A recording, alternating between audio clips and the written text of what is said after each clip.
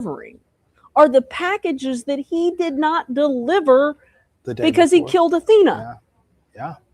And he's busy out trying to deliver those packages because he, the system, the package that he was delivering to Athena's house, the Barbie dolls, the career Barbie dolls that she was going to get for Christmas, that package is left discarded behind on that property, but it's not recorded in the system as being delivered. But the packages that he should have delivered after that don't get delivered, and that next day he's out delivering those, right, as well as the other stuff that he's supposed to be delivering. I just, whew, the guy, but yeah, the words almost failed me. Well, I mean, not just the words, the actions too, right? The honking of the horn. Like, I'm so impatient. You see him throw his hands up at one point. How dare you not let me in? I can't believe that I can't get through down this street. And he's riding around like he knows nothing about this. I'm just a normal little FedEx delivery guy. Really? Yeah. Really? And then I go back to when they get him in custody, and a week after he has led them to Athena's body, he gets in touch with them and wants to speak to that ranger again. And what does he start off with? I'd like to cut a deal. Right. I'll give you all the details. Just let me go home with a leg monitor for 30 days. Yeah, so my son has the best Christmas because it's going to be my last Christmas with my son. Yeah. There's I don't even know what I mean, malignant narcissist. I mean, I'm not a psychiatrist. Yeah. There is some psychiatric definition to the evil that is at play here. But I'm sorry, don't blaming this on Asperger's. I know autistic people. I mean, being autistic does not make you a murderer. Right. So to me, the defense has, I don't even know how they get over the bar here. Yeah, it's I'm sure it's always been uphill for them. I think it seems like when you don't think that you would hear more or find more stuff, that you're just like, what? Then the next day happens, and then there's another piece of evidence that they show. And I mean, I just think we get to see how he is the day after this happens, less than 24 hours after he kills a 7-year-old, and he's smoking his cigarette and he's driving his route and he's impatient and he's honking his horn and he's acting like he doesn't know anything. And he's actually driving by where he was the day before, where he should have been the day before, and just nothing triggers an emotional response from him. He's not emotional. Oh my gosh, I'm back at the same location. There's nothing. No, there is a cold, calculated, the fact that he is covering up that front-facing camera a couple times in the days preceding and on the day when he's kidnapping Athena shows me that he knew exactly what he was doing. Mm-hmm. He was planning this. If it hadn't been Athena, it would have been another little girl. Well, I think the thing that I've kind of picked up on from just this trial, whether you look at the sexual assault victims, the two women that testified, I mean, to me, I just see he's more of a person that capitalizes on an opportunity. You know, I think that he either sets it up to create the opportunity for himself, or whenever a situation arises, he capitalizes on it for his benefit or his gain, is what I kind of see, which is, again, what I think is going to be an issue that plays to the state's hand on future danger, because, hey, you know, this is just a guy that when he gets an opportunity to do something bad, he does something bad. So to say that you can, I don't want to say guarantee that he's not a future danger, but to believe that he's not a future danger, you'd probably have to believe that he would not take advantage of opportunities in a way that could be harmful to other people. And we see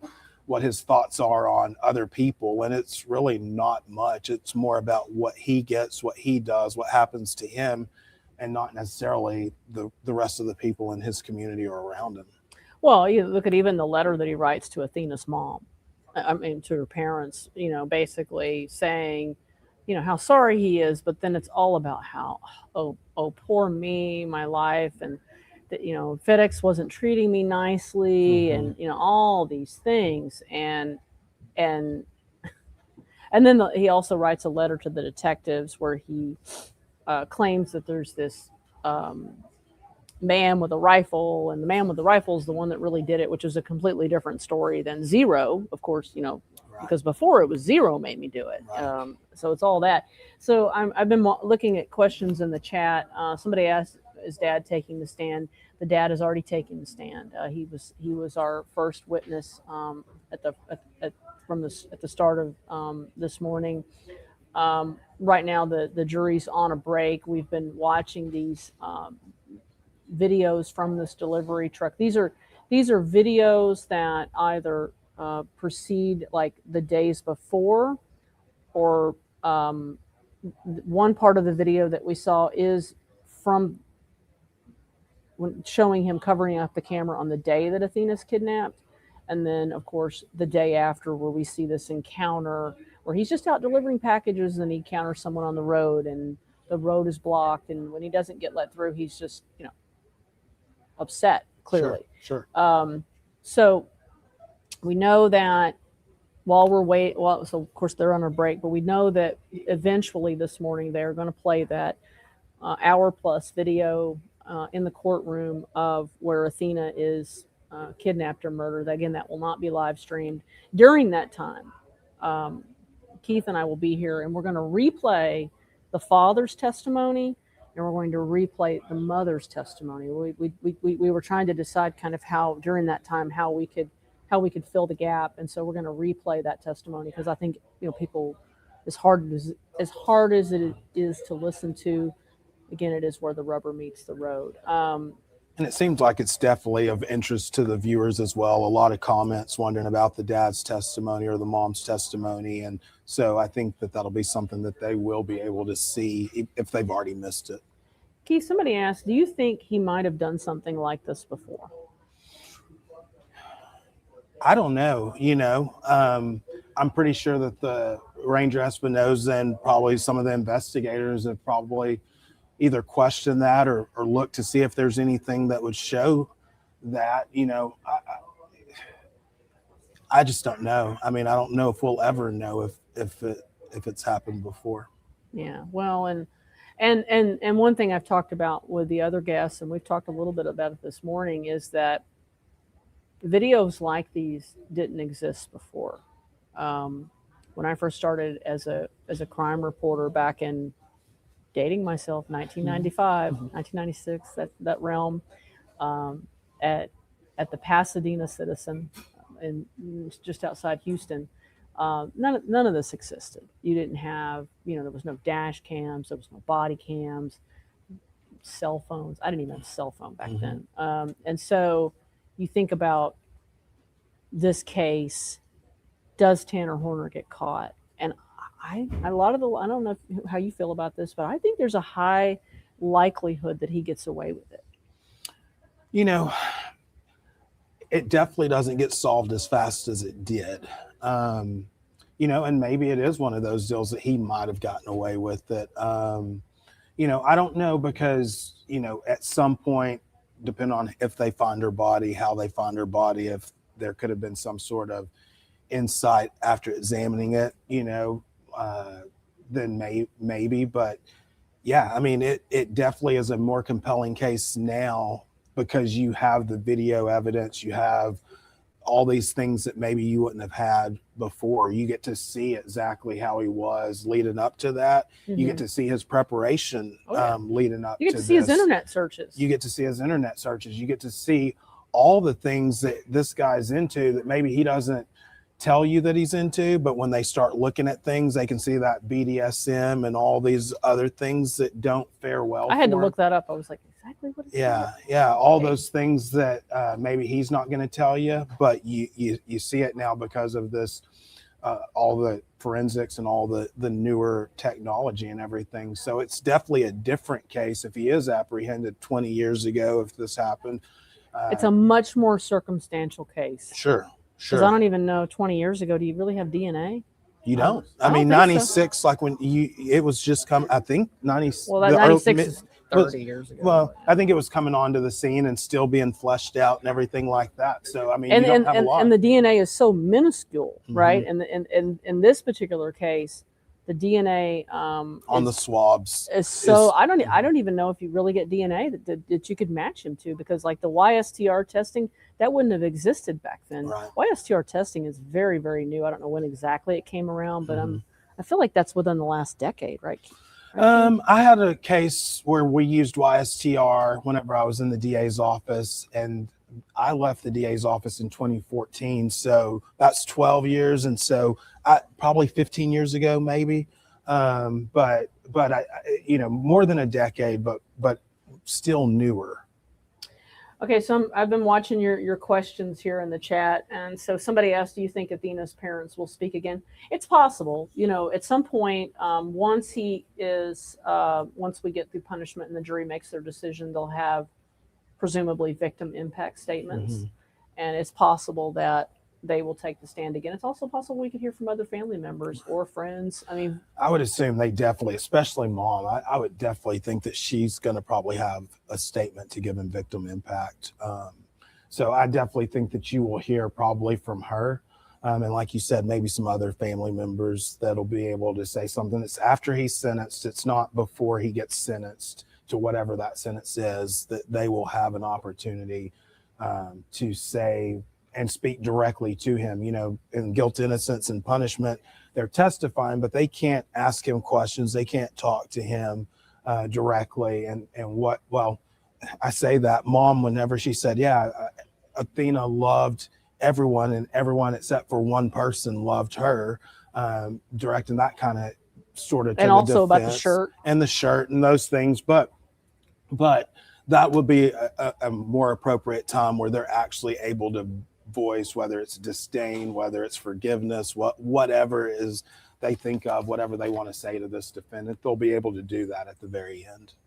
Okay, so I'm continuing to write your questions down as best I can. So somebody was asking about whether she was a victim of sexual assault. I think at this point the answer is inconclusive, because when the medical examiner testified, she testified that there was, that Athena did not have injuries to her vaginal or to her private areas, but there was DNA that was recovered on a vaginal swab, and they were able to do this YSTR testing. This is a testing where they isolate the Y chromosome, which is the male chromosome, and he was not excluded, right? But and you can explain this again, because people jump in and out of these chats, so they may not have heard your explanation earlier. But typically YSTR testing is done in cases where you just have a really minute sample. When you have a minute sample and you think that there potentially could be identifiers, DNA identifiers, or in what they call the loci in locations, and you might have a partial profile. You don't have a total full profile that you can extract. We talked about that earlier. And so you might use YSTR testing. And if y'all remember, whenever the expert was talking about them doing the YSTR, it had to be pursuant to a court order. And then both sides, the defense and the state, had to agree where this was going.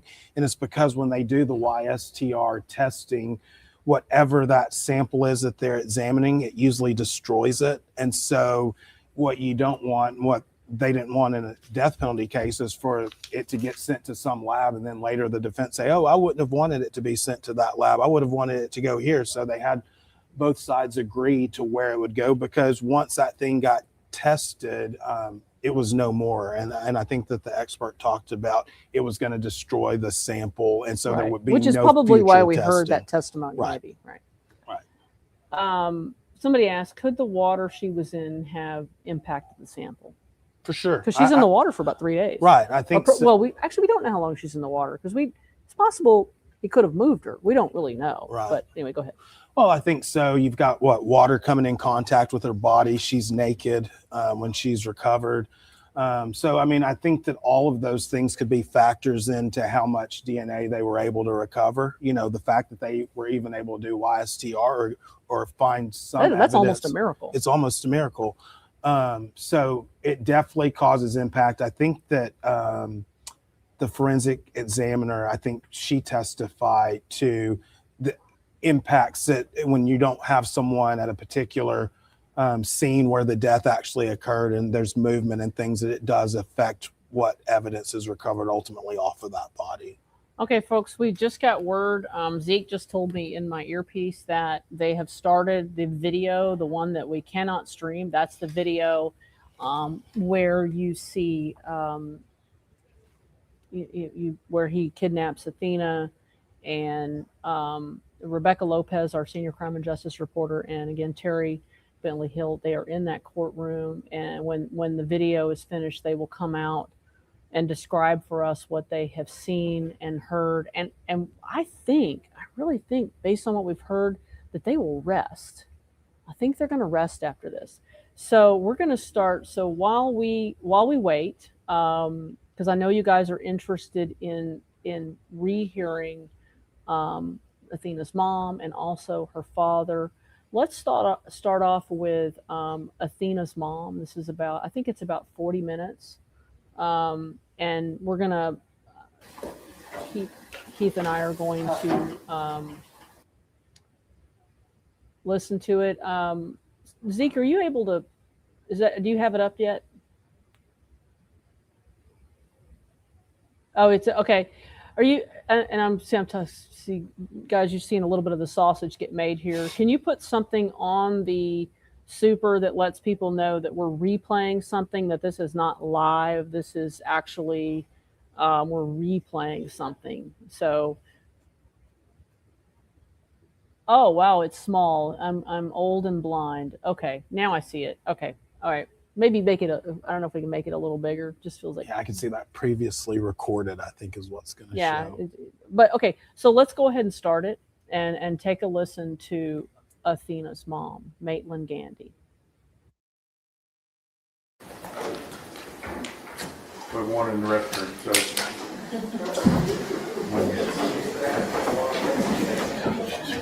I'm sorry? Ready? Yep.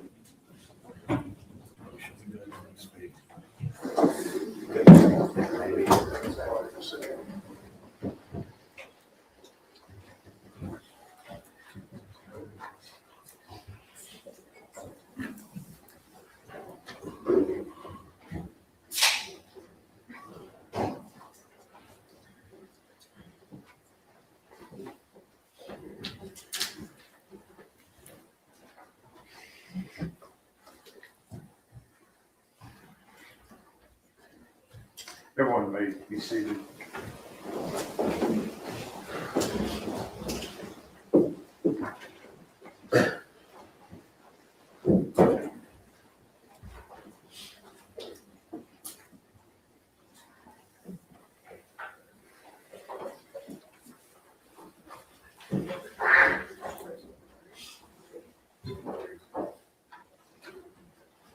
All right, we are ready to proceed, ladies and gentlemen. This witness has been previously sworn to testify truthfully.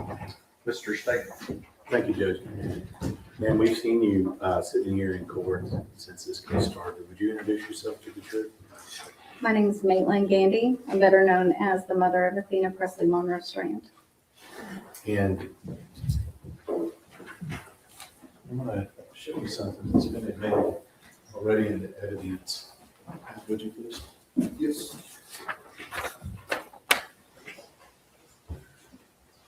Ms. Thompson talked about this picture here, and I want to ask you, she mentioned that she had a little grin on his face. Do you have a better explanation about why she has a grin on her face?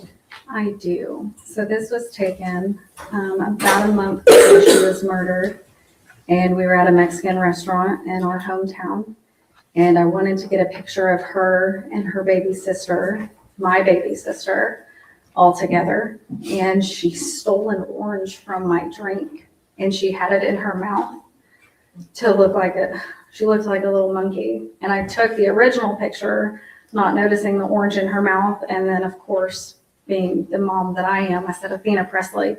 And she immediately closed her lips around that orange so she could hide the orange and take the picture that I wanted. That's the reason for the grin. Yes, sir.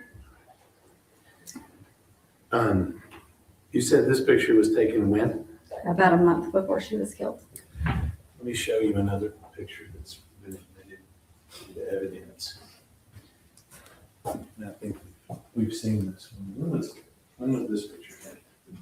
That was taken on November 26th of 2022. It was a Saturday. It was about 1:30 p.m. And that was in the front seat of my Jeep. And notice she's got a white shirt on here. What's the symbolism of this white shirt? What's she wearing?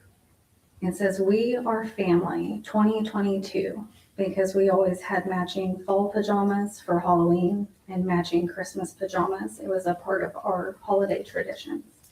And was it just her, or was there somebody else with her? No, you can see my baby, Rylan. Is this right here? Yes. And how many days before she was murdered was this picture taken? 4 days. 4 days. And I'm noticing something on her head here. What's on her head? That is her red bow for Christmas, because red was the theme for our family that year. Ma'am, I notice you have something in your hand there. Show that to the girl. This is her red bow. Is that the same red bow that we see in that picture? Yes, sir. Do you leave home without that? Not when I come to this state. Maybe back home every once in a while? Every once in a while. Quick trip to Walmart, maybe. Something else about this picture, was this one of the last times you saw Athena? I had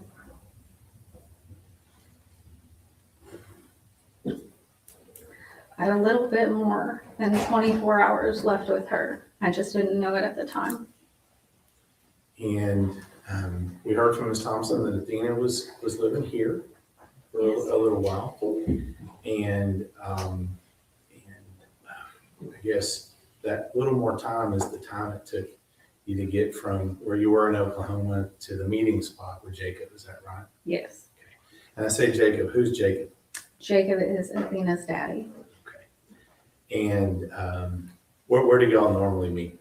ASAP in Bowie, Texas. Okay. Is that a convenience store? It's a gas station of sorts. It's gotten better over the years. Okay. Stop and rob, if you will. Yes, sir. And so y'all exchange on that day, right? We exchanged Sunday, November 27th of 2022.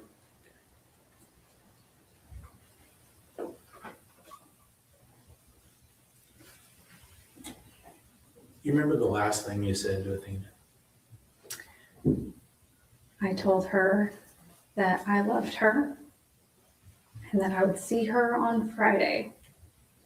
We had a quick drop off because her daddy was going to take them to the Christmas lights that night. So it's not the goodbye that I would have wanted. So you and Jacob, when is Athena born with you and Jacob? What's her birthday? She was born Saturday, May 23rd of 2015 at 9:01 p.m. And let me ask you, from the time she was born until the last time you saw her, how would you describe her as a child? She was the perfect mixture of me and Jacob.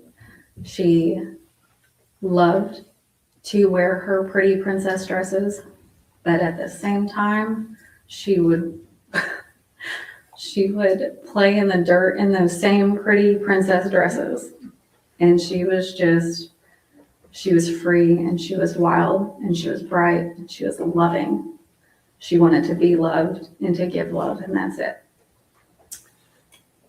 Now, as she got older, did she have some things that were kind of her favorites and the things that she liked to do? That's a broad question to ask. Athena loved everything. She loved life.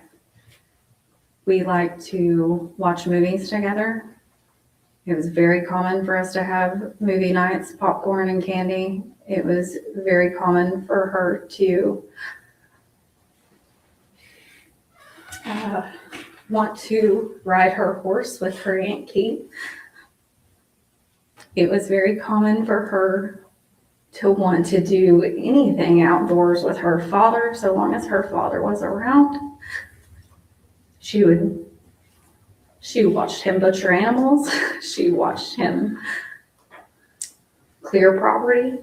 As long as Daddy was around, she was great with being dirty and being outside. So that people are clear, or you and Jacob, would you agree with me, y'all live a country life? Very much so. And when you say butchering animal, Jacob's a bit of a hunter, right? Yes. I just don't want people to think that we're out, on the other side of Fort Worth doing that in the front yard, okay? No. So let's talk a little bit about you and Jacob. You and Jacob were young when you had Athena. Very And how much old so. were you? I was 19 when I had Athena. And Jacob was a little older than you? Jacob was 23. He had just turned 23. And I think we may have heard this. We heard from Ashley, Jacob's wife at the time. You and Jacob didn't stay together No, I didn't. permanently. But let me ask you, how do you feel you and Jacob were as parents for Athena? There were rough moments, but we always had an agreement that those rough moments didn't need to enter into our children's lives. We co-parented, in my opinion, pretty dang well. Because as long as Athena's needs were met and she was happy, that was important to him and I. Any doubts at all that you or Jacob or your family in Oklahoma or his family here in Texas absolutely loved Athena? There is no doubt whatsoever that every single person that has ever met Athena, besides maybe one, absolutely loved Athena. Is that the kid on the bus? It's actually the defendant in this case. I would like to think that he doesn't love her. That kid on the bus may also not particularly care for her. The one she smacked in the head with a water bottle. Mommy did teach her that no means no. Right. So independent? She gets that from me. Okay. And strong? Physically, she gets that from her father. Now, you told me about an event. It's actually a tragic event. Your mother died 4 or 5 years ago. Is that right? It's been, it's been almost 8 years. This year will make 8. 8 years ago. And tell me what happened with regard to that. And I don't want to ask about your mom's death, but I think it involves Athena, and I'd like you to tell the jury about that. Well, it was Friday, December 28th of 2018. I had went to work early that morning, as I did all the time. And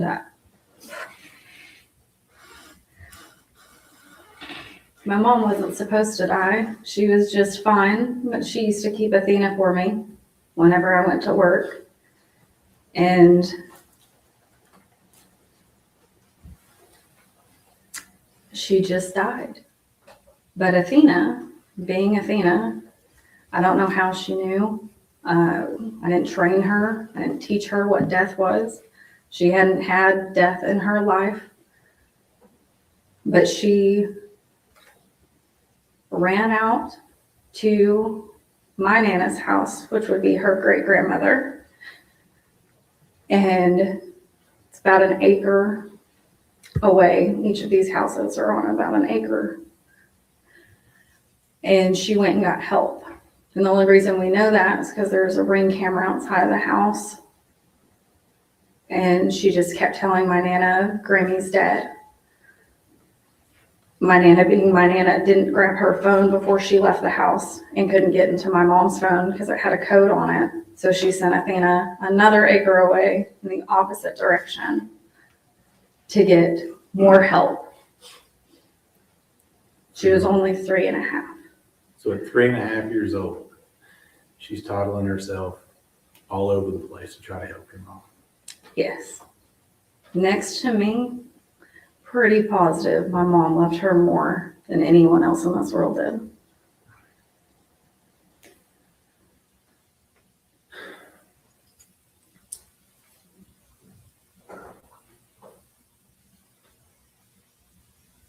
Do you remember when you got the call and when you received the information that Athena had gone missing? Do you remember that time? I do. And where were you at that time when you got the information that she had just been missing? I was in my house. My phone had died. And Okay, folks, we're going to talk a little bit about what we just watched. I think this is the way we're going to do this video. We just heard this story about Athena is 3.5 years old, and she has the wherewithal to go for help. Yeah. You know, her mom just tells this story about Athena's grandmother passing away. And it sounds like Athena might have been the one that found the body, and at 3.5 years old, hadn't experienced death, but knew something was wrong. And I think as she testifies and says Athena ran to, I think, the grandmother's house, Right. Her Athena's great grandmother's Great-grandmother. house, and summons for help. And then her grandmother's mother, who had passed away, well, her grandmother's mother who came to see the grandmother, had left her phone. And so then Athena has to trek another acre to get to another neighbor's house to get help. But just the wherewithal of that little girl to be a part of helping and doing what she needed to do, and realizing that something wasn't right. I mean, that says something. I mean, I don't know if my son at 3.5 years old would have had the presence of mind Right. to be able. It says something about, just her. This little kid was smart. She was smart, and it sounds like she was very loved too. Her mom says that the grandmother, apart from the mom, probably loved Athena more than anything else in the world. So you can tell, and even just with the testimony that we'll hear about the relationship of the parents and their co-parenting, I mean, I think Athena was a very loved girl by her parents and her family. Absolutely. Okay, Zeke, you can kill our mics. We're gonna listen to Athena now. Athena's mom now describe getting word that Athena has gone missing.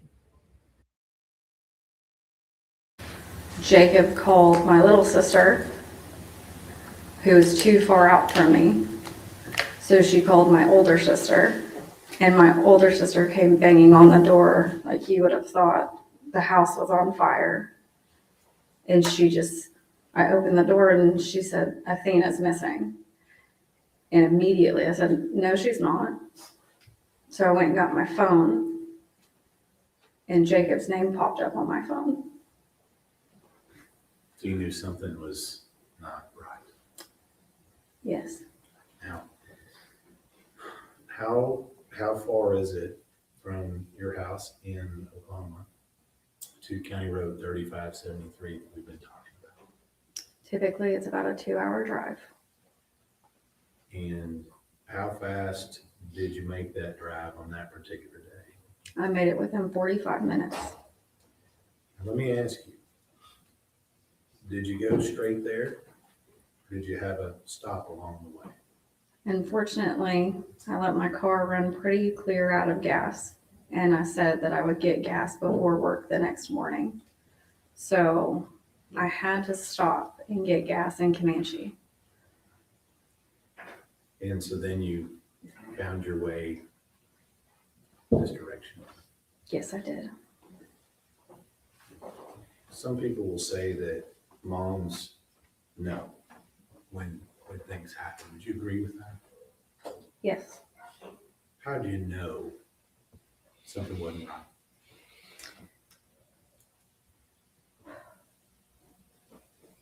On my way down to Jacob's house, I stayed on the phone with him pretty well most of the way until I got to about Ryan, Oklahoma. And then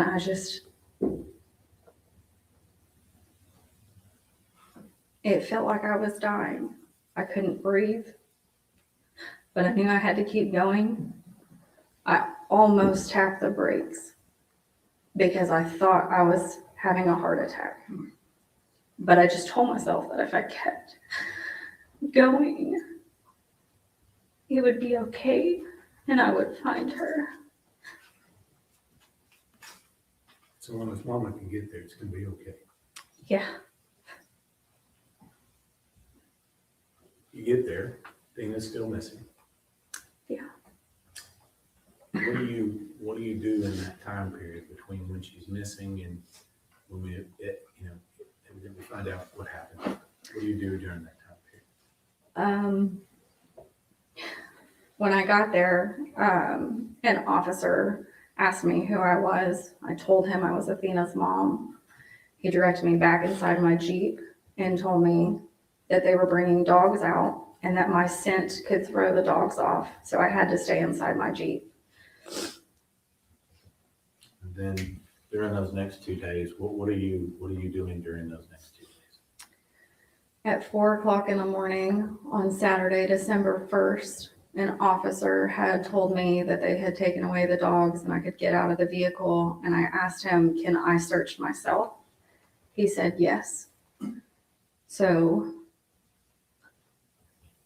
Ashley's dad, Jacob's dad, my uncle, and Jacob and I went out and searched all of Jacob's property and the surrounding properties, even though all of those people were probably sound asleep in their own beds, and we didn't ask permission. And later that day, when more volunteers had come out and more officers arrived, I had talked to a few different investigators throughout the time. I walked lineups. I walked that county road over and over and over again. I searched Jacob's ponds,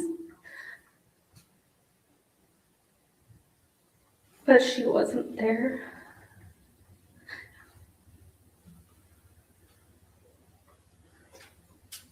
And I'm not from that county, so I didn't know where else to go. And I didn't know where else to look. I just knew she wasn't there.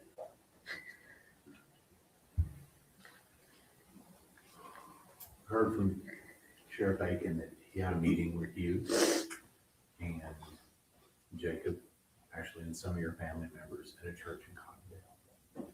Do you remember that meeting? Yes, I do. And I know this may be tough, but I think it's important. When you're told that Athena's no longer with us, what's your first reaction? I wanted to tell Sheriff Aiken that he didn't know what he was talking about.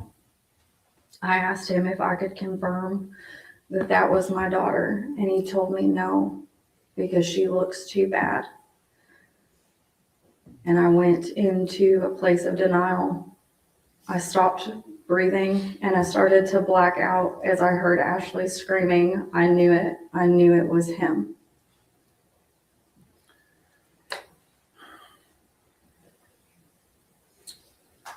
At some point, you gotta be a mom again, don't you?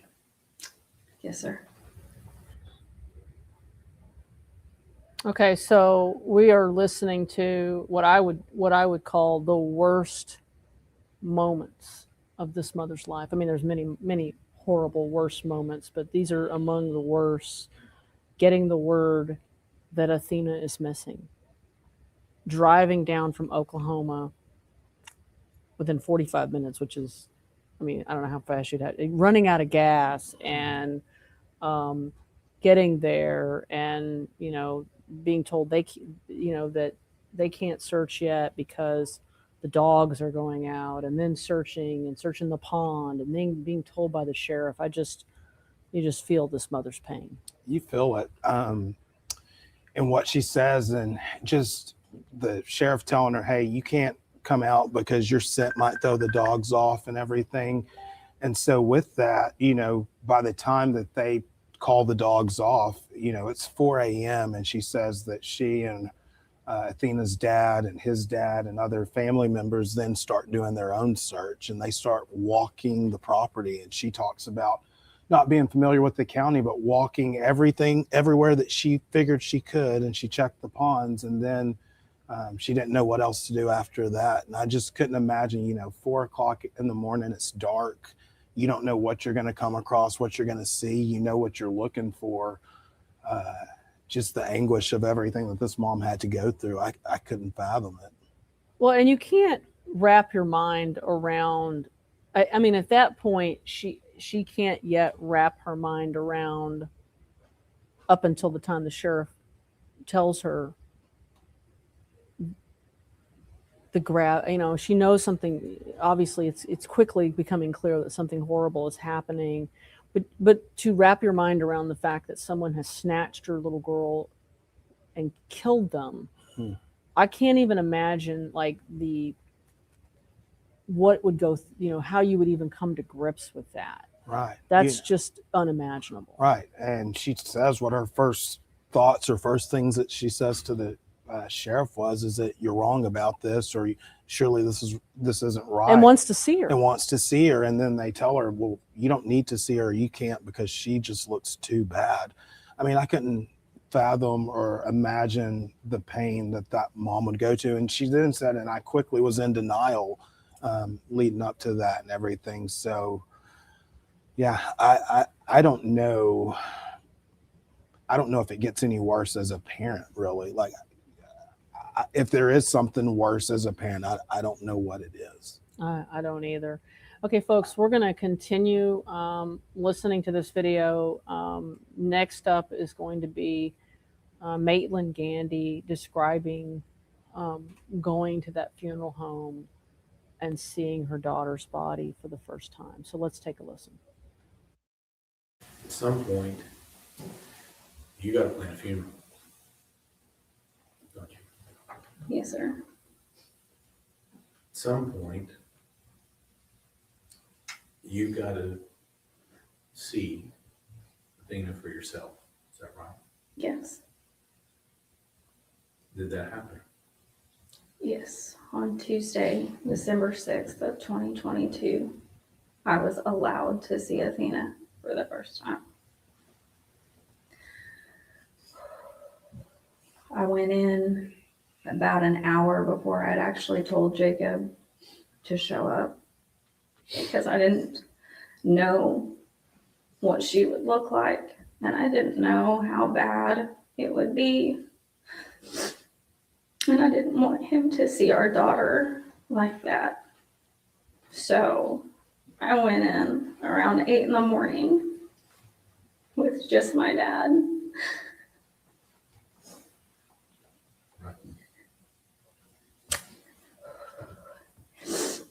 And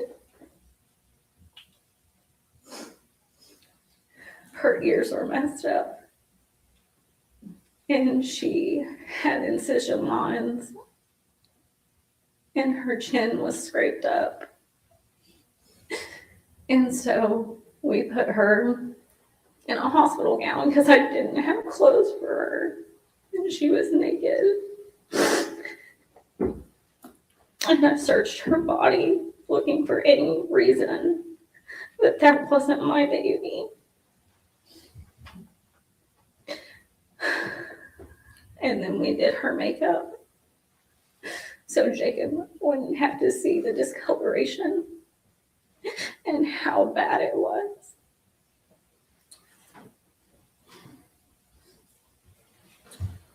Still got to be a mom,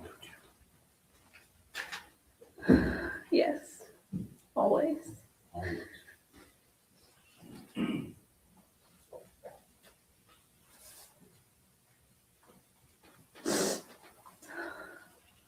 I'm going to make a guess that Athena didn't stay in that little gown very long, did she? No, she did not. It wasn't pretty enough. Tell me what mom does to go fix that. Well, I wasn't from Wise County. I didn't know where to go or what to do, and I couldn't sleep. So I wandered around Walmart until I found a few dresses to pick from. And I wanted to make sure that she was just, when I got to her, she was so cold and she didn't like the cold. So I wanted to make sure that she was dressed. So I picked out clothes. I picked out socks and panties and shoes and leggings and dresses. And I wanted to make sure she had one of her bows. So I got her some bows. It's a pretty consistent theme with her with the bow, wasn't it? There's actually a joke that me and my cousin do. We have a child. I did have a child around the same age. But back in 2014, 2015, it was very common to put bows on little girls that were bigger than their head. And Athena just kind of adapted that and never grew out of it. That's why we got this picture here. Yeah. Now,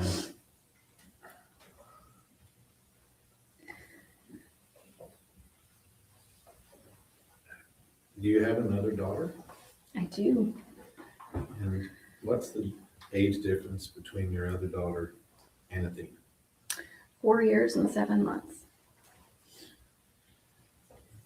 Now, I've asked 4 of witnesses to describe for me their favorite picture of your younger daughter and Athena. Do you have one?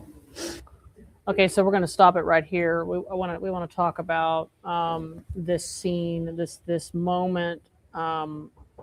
Maitland Gandy goes to the funeral home, and she has decided she wants to be there before Athena's dad because she doesn't want him to see his little girl like that. Well, you say that now, man, just the strength of that mom, because, you know, like I told you, I have a daughter that's a month older than what Athena was. And the fact that the mom would want to not let the dad see his little girl in whatever state she was, boy, I mean, I don't know how that's not compelling to a jury to hear that. It's selfless. Oh, so sacrificial, right? Like it's just a selfless, let me endure seeing all this. And she talks about the incisions and the injuries on the chin and putting makeup on her for that. And you know, as she's describing the things that she gets for her, because she knew that Athena didn't want to be cold and didn't like being cold, and she's naked and I want to get her clothes. And initially she puts her in a gown. right. Because that's all they had. That's all they had. And she talks about, well, I'm not familiar with Wise County, so I found a Walmart and I went and got her everything. You know, I went and got her socks and shoes. And the thing that stuck out to me hearing it again today is she talks about panties and bows. And I just started thinking of the body and getting panties and how the mother wanted to give her daughter dignity in a way, dignity that Tanner had robbed her that of. Tanner did not allow her, to the point of even putting panties on her daughter and everything. And boy, I just think that this has been so compelling to just hear what she talks about of all the things that she had to go through. And it's just as hard to listen to today as it was yesterday. I mean, I'm gutted just listening to this mom walk us through again the worst moments and the worst days of her life. Yeah. Okay, Zeke, we're gonna restart it. So she's now talking about her younger daughter. I think her name is Ryland, or she calls her Rye, Mm-hmm. and that, and you know, just walking us through Athena's relationship with her, and her decision about how she's going to handle Athena's death with her younger daughter. Let's go ahead and take a listen. It was the first one I ever took of them together. So that'll be right after your daughter was born. Yes, sir. And what's Athena doing in this picture? She's holding Ryan, and she is beaming. She'd been asking me for a sibling for a year or more, and she finally got her. I didn't want her to be alone if something ever happened to me. Because when Mom died and Athena was asking for a sibling, I looked around and I said, hey, at least I've got my sisters.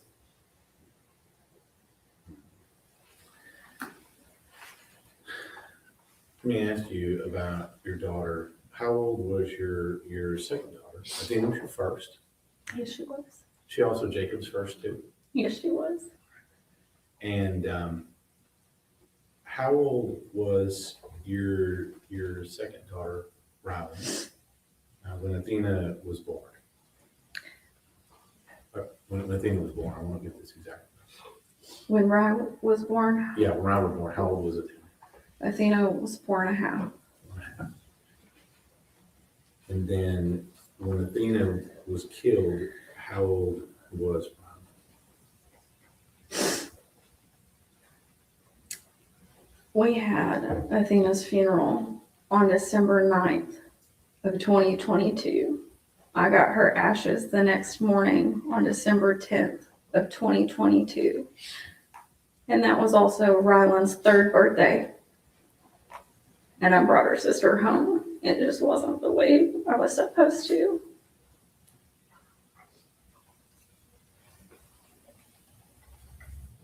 How'd you go about talking to little sister about what happened to her big sister? I didn't know how to tell her, and I didn't think I was strong enough to tell her. So I lied to her for a long time. I would tell her that she was just staying with her daddy for a little bit longer. And when she asked to FaceTime her or to call her, I would tell her that she was at school, or she was sleeping, or she was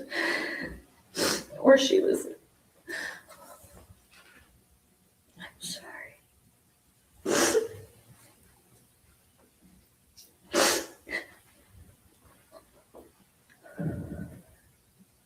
I would lie to her. Until about a year ago, she didn't know the whole truth. And, but I didn't tell her that Athena was dead and that she had been killed until what should have been Athena's 8th birthday.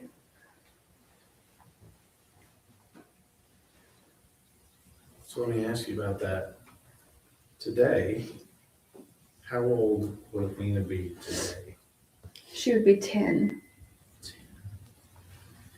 And if I remember correctly, she has a birthday upcoming, isn't that right? Yes, sir. Okay, so we just listened to Maitland talk about her younger daughter and that she brought home Athena's ashes on the 3rd birthday for the younger daughter. And she said, you know, it just, I like the symmetry here, right? Yeah. The symbolism, like that you're bringing home Athena's ashes on that day. Right. A day that really you should be celebrating, right? It's your daughter's 3rd birthday, and how that is just going to be different probably for a while Forever. for her. Yeah. Just remembering that, yes, on this day that I should be celebrating, there's also death and the realization of death that I dealt with on your birthday. And yeah, that's again affected forever because of that. And then of course she decides not to tell Ryland about it. Of course, at that time she's about, I think, 3.5. So, and I can completely understand that decision because she's a toddler. Mm-hmm. How do you explain to a toddler, a preschooler, that what has happened to your older sister? It boggles the mind. And she says she told her about a year ago, and that she told her that Athena had been killed. She didn't tell her until Athena's 8th birthday. I don't know how you do that, right? Like the fact that she was able to delay in telling her, and probably rightfully so. I don't know how you, probably for her, how do you get to the point of acknowledging to your youngest that this person, she said that they were super, super close. How you break that to your youngest child. You're already dealing with the death of your child, and now how do I also bring disappointment and finality and all those things to a young kid? Well, and to some extent, telling her younger sister would almost be like a point of acceptance, right? Oh yeah, Because grief is complicated. right. There's not some one size fits all approach to grief. Because I'm sure even today, I have no doubt they still grieve. Mm-hmm. I don't think you ever get over the loss of a child, and that pain, comes through as you listen to this mother. But the act of telling Ryland would be another rung in that acceptance of what's happened. I think so. Just that she was able to have I don't want to say an excuse, but a reason while she's in school, she's sleeping, she's staying longer at her dad's. I think some of it to protect her daughter, but probably to protect her a little bit too, because she's not totally having to acknowledge the finality that she will not see Athena again. But how she does that, and to the point where she finally does have to tell her, just a long list of just struggles and things that this family's had to endure, Right. With the actions of Tanner Horner. Absolutely. So folks, if you're joining us late, I just explain what's going on. Right now, we are replaying Maitland Gandy's testimony from yesterday. At the moment, the jury is listening to this audio and video from the delivery truck showing Tanner Horner kidnapping and killing Athena Strand. The judge decided, rightly so, that we would not stream that would not be aired publicly in any way, shape, or form.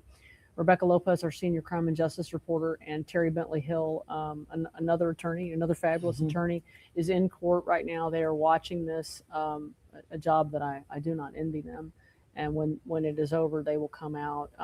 The video, I don't know exactly how long it is, but it is quite lengthy. It is definitely more than an hour. Could be more than 2 hours, but as soon as it is over and they can come out and talk to us, and it could be that there's a lunch break in the middle of that. We're still kind of, again, with court, things move in different ways, but we're going to keep the stream up as we wait for Rebecca and Terry to come out and talk to us about what they're hearing and seeing. And then after we play Athena's mother's testimony, we will replay the father's testimony. We heard from Athena's father first thing this morning. He also a quieter person, but a strong presence, and his pain is also gut-wrenching. So let's just continue to listen to Athena's mom. When would she turn 11? May 23rd. 2026. Yes, sir. Should be a fourth grader. Is that right? She would be a fourth grader. She'd be getting ready to go into her 5th grade year.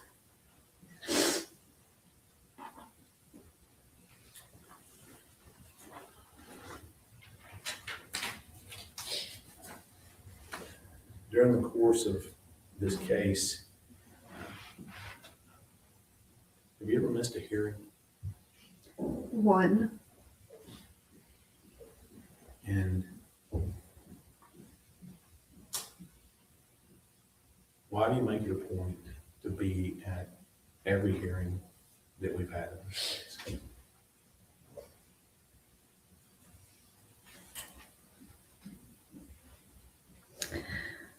Because I had to cover up handprint bruises around my daughter's neck. And because she no longer has a voice. And I want people to know that she's not just some story. She's not just some number. She's not just some picture you see in a headline. She was loved. She is loved. And she is missed. And she was real. And she had a life. And she wanted to live. And no one can take that from her. Not a single person can take that from her. And I will be her face, and I will be her voice, and I will make sure that every person in this world knows that she was loved and that she wanted to live. And we want her in our lives.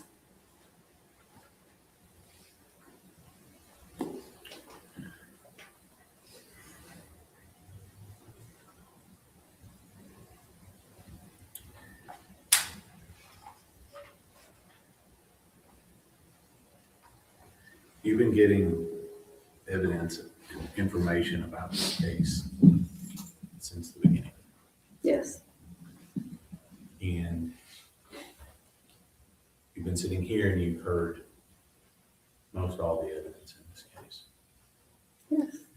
But in the very beginning, what kinds of things were you being given? What kind of information were you being given in the beginning? I read Tanner Horner's arrest affidavit where he said he hit her with a truck and he panicked. So he attempted to break her neck and then it didn't work. So he strangled her.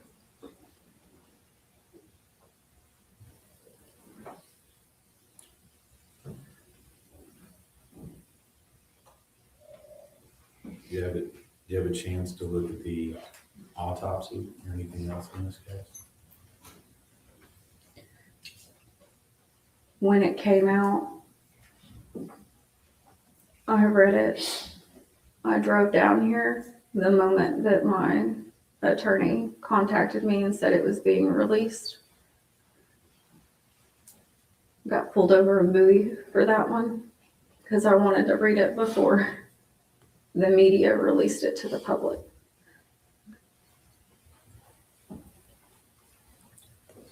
Now, if I remember correctly, you've got a little bit of medical training and knowledge, don't you? Yes, sir. What stood out to you when you read that information?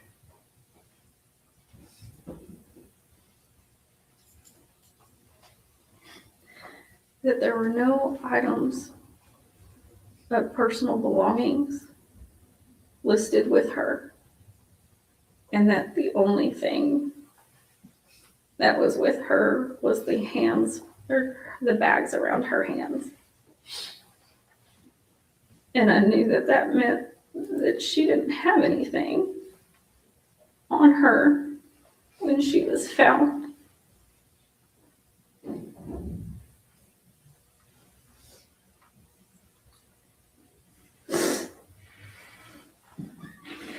And how far along into this process was that? That was in the summer of 2023.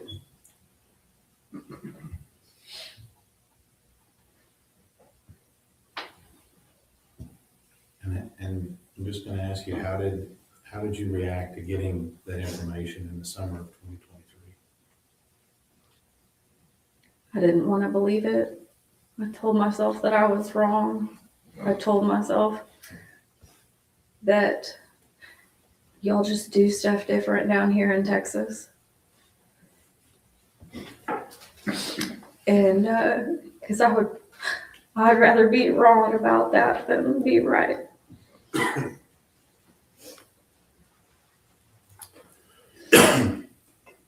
Andrew Espinoza has, we talked a little bit about some videos in this case. Excuse me. Did you have any chance to? Okay, so we're going to talk about what we just heard. So the prosecutor asks her why she's gone to every hearing, every single hearing. Why is that important? And she says, basically that Athena no longer has a voice, and she's going to be her voice because Athena wanted to live. Yeah. And I think it's really telling of her mom, because when the prosecutor's talking about every hearing, just for the viewer so that they kind of have an understanding, you might have a hearing date set for something, and it doesn't mean that the attorneys are even going to go into the courtroom or talk to the judge. It could just be the prosecutor and the defense attorney having a conversation about something. And a lot of times, whether it's prosecutors or defense attorneys will say, hey, family, you don't have to worry about being here. Nothing's going to happen. There's not going to be anything, or substantial with the case. They call them like announcements. Sometimes and the things like that. defendant's not even in the courtroom Sure. for those sorts of hearings. Sure, but she has made it to every one of the non-important hearings, right? Like every one of the hearings, because as she said, she wants to continue to be a voice and speak for her daughter. And again, just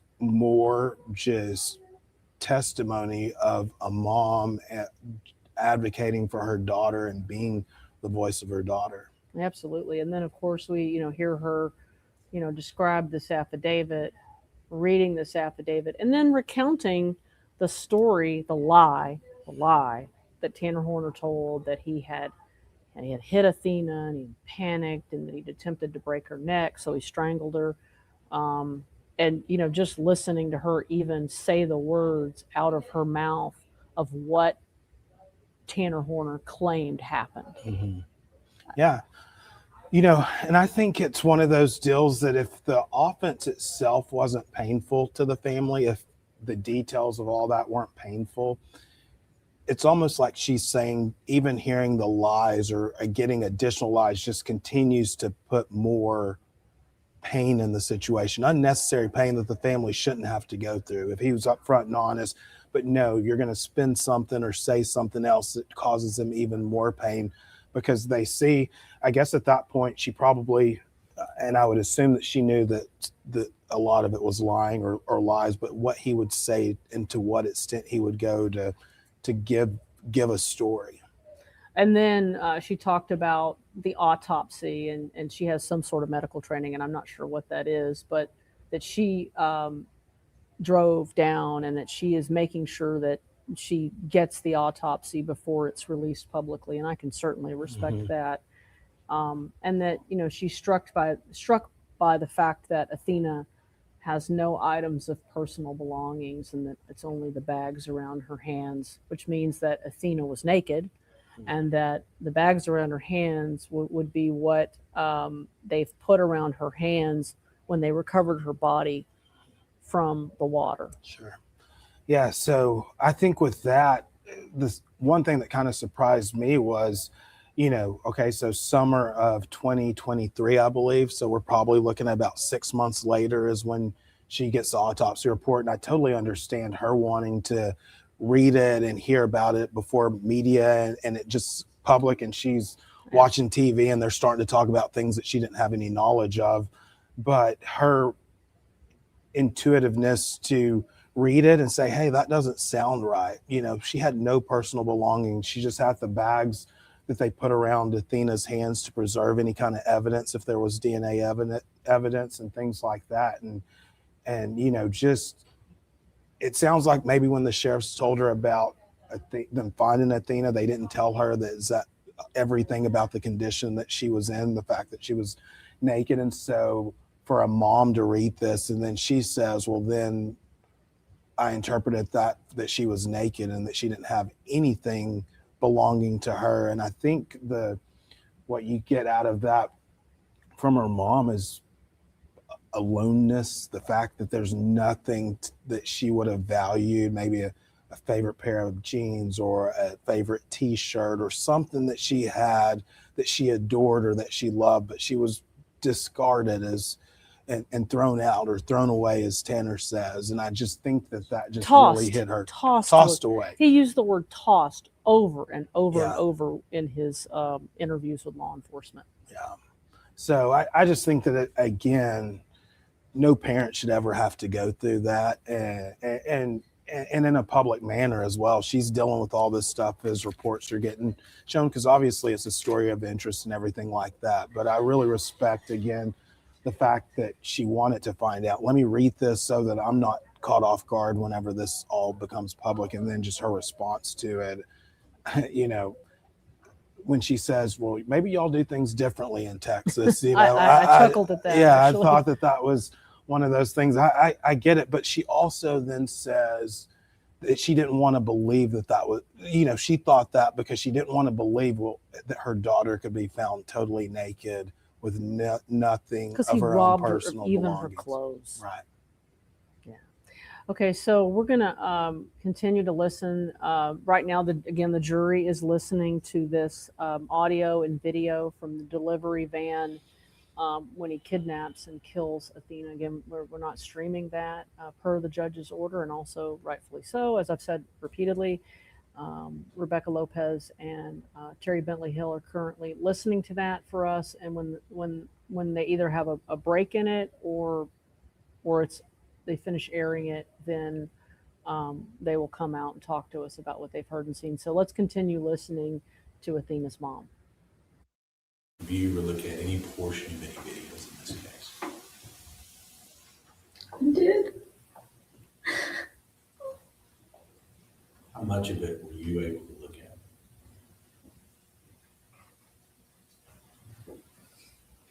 Maybe a minute, maybe two.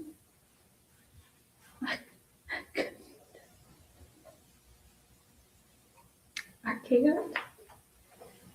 And I'm very sorry to all of the innocent people that do have to watch that. I am so sorry. I'm sorry to you, and I'm sorry to y'all too. Because none of us, not Athena, not me, not anyone in this room besides Tanner Horner, asked for what's on that video. And Athena definitely didn't. I really am sorry.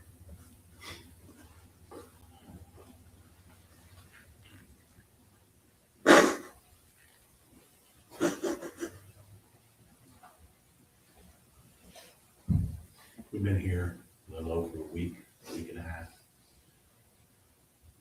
We've been here, seen some of the evidence in the case.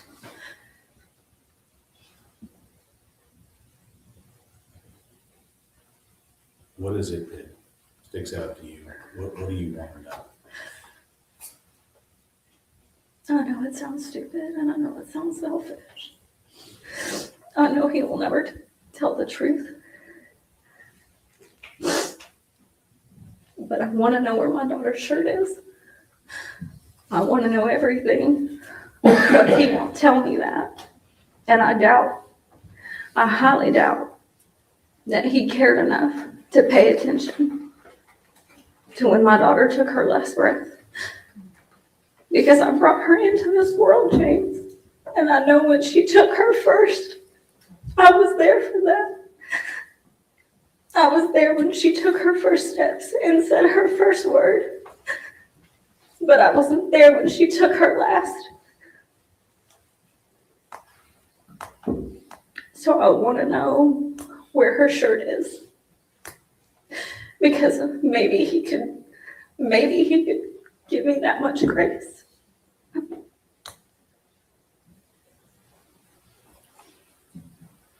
Got a couple more questions for you, maybe.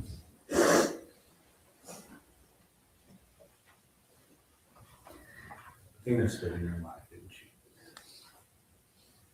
Athena is in my life every day. Every day. Every day.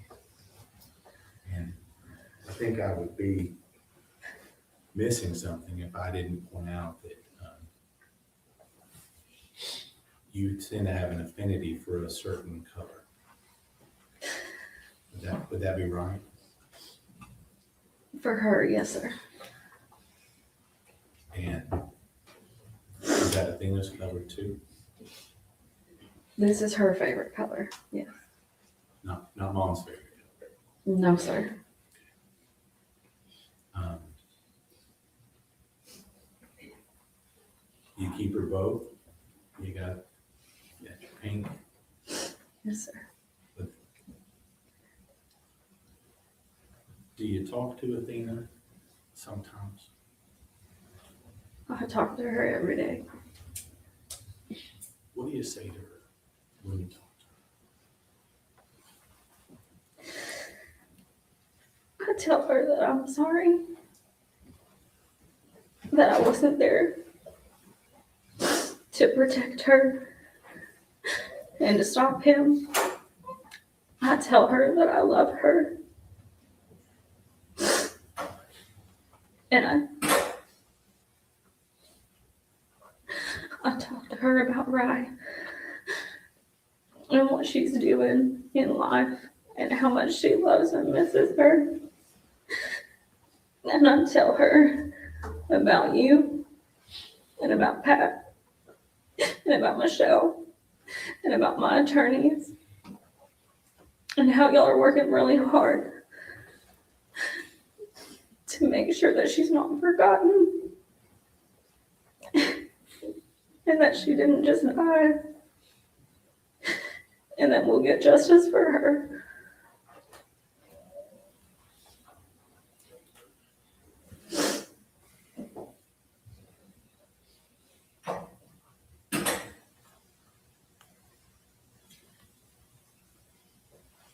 We hear people say that if they just had a few more minutes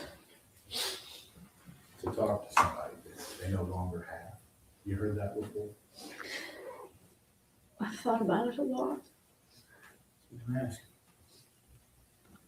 If you had those few minutes to talk with Athena right now, today, sitting in this room, what would you tell her? I'd tell her I'm sorry. And I would tell her how much she means to me and her daddy and to her sisters. And how much she is loved. And how much we want her. And just, I'm sorry. I'm sorry I am that I didn't protect her.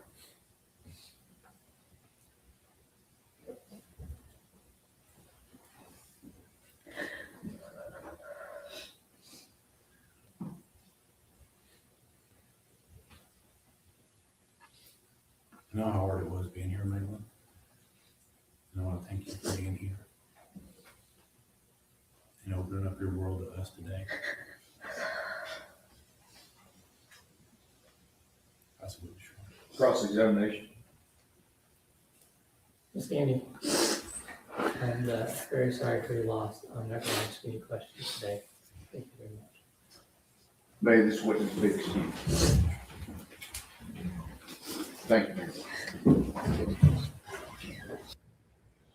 Okay, so we just heard Maitland Gandy's testimony. We replayed the entire thing, and she was talking about the video. This video that we know is currently being played in court, where she says she could only watch a minute or two, and she apologizes. She says, "I'm very sorry to all the innocent people, basically, who have to watch it." And she apologizes to the defense, the prosecution, presumably the jurors, anybody that's going to see this.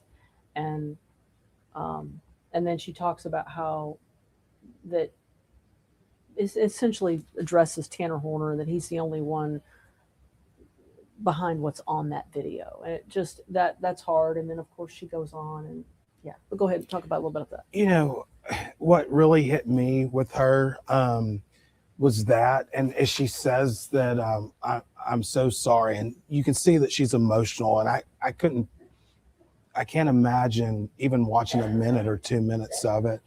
But as she says it, she looks at the jury when she's talking to them. She looks at the prosecutor, and then she looks at the defense. And to me, that just, it was so telling of just who she is. Like, you know, she really, truly is sorry. And the empathy that she even has for Tanner Horner's defense attorneys, right? Because at the end of the day, they didn't want to be in this position, defending him. They're doing their job.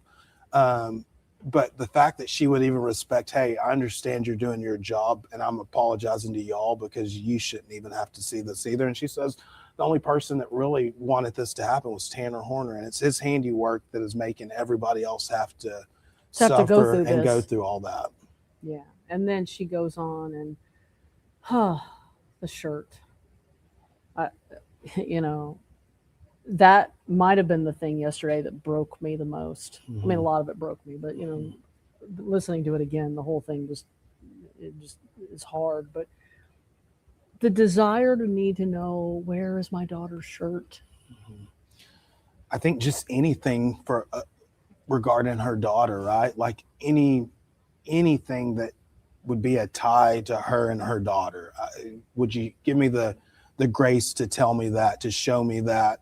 But as she says, you probably didn't even care enough to even pay attention to when she took her last breath, Yeah.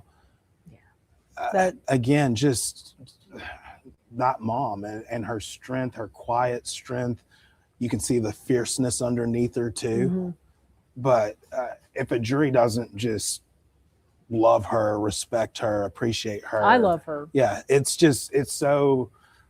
so compelling how just her demeanor and all the way, because sometimes you get in these situations where a loved one wants to say whatever and they're mad and just vengeance, and I want to say this and I don't care if it causes a mistrial because I'm getting my anger out. And right. She's been totally appropriate the whole time. And just, I think that there's just those sense just for human decency. She's a very decent person, and even her empathy for people that are put in a situation that aren't. I just think that that's going to just reverberate with that jury. Yeah, absolutely. And then of course, just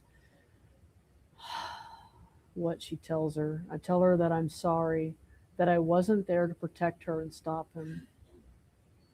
I tell her that I love her. I talk to her about Rye. I tell her about you, and then she refers to the prosecution team, and I'm assuming the investigators that are investigating it. I mean, just her level of empathy for others. Yeah, it just shines through. It shines through. I mean, you just see she just seems so genuine, just a truly genuine person. She seems appreciative. She seems appreciative to all those that are fighting for her daughter, that are trying to get her daughter justice, that are fighting for the family, and it is just one of those deals. I mean, I've seen a lot of trials. I've seen a lot of family members get up there and testify to different things, and every situation's different, and there's empathy and things like that. But she really is one of the just truest, sincere. I think it just comes off so real, and I was just really, really impressed with her. And even as you observe her and see, if you've seen her through the trial, for me personally, I was just like, man, the mom has pink hair. What's that about? She's sitting in the gallery, and I can see I love this pink the pink hair jacket and the pink. And then hair. when she explains why that is, I'm just like, oh, it's not even your favorite color. She says it's not even my favorite color, but it was Athena's favorite color. And it's just, she is just one of those just remarkable is kind of an understatement. And I think it just I don't even know we can fully I think explain it just totally comes out with just who she is. She's a remarkable woman. Absolutely. And so now, let me just update everybody. The jury has been listening to this audio and video of Athena's kidnapping, and we think they're a little over an hour in. We don't have a view inside that courtroom. Rebecca Lopez is in that courtroom, but she doesn't have her phone, so she can't text us, and she needs to be listening anyway. And so we expect the jury to take a break at noon, and I would expect that Rebecca will come out. Her and Terry Bentley Hill, an attorney who is with her, will come out and talk to us about what they've heard and seen. But while we wait for that, let's take a listen to Athena's father, who was the first witness to testify this morning. Go ahead and state your name for the record. Strand. Jacob Strand. That microphone closer to you. Okay. And the other one too. There you go. What's your relationship to Athena Strand? I'm Athena's father. Are you a little nervous here today? Yes. Have you been nervous for public speaking in general? Yes. Is there a time in school that they made you read something and you said no? Yeah. Did you tell the jury what you did? I would halfway take a 0 instead of talking in front of people. Okay, you gotta speak up. Pretend you're at a basketball game and you're watching the last second shot. Go ahead. You're a lot more soft spoken than Athena's mom. Do you agree? Yes. Okay. We've talked a lot about the defendant, Tanner Horner. Do you want to spend a little time this morning talking about your daughter, Athena Strand? Yes. I'm going to have Pat Berry publish a picture from State's Exhibit 287.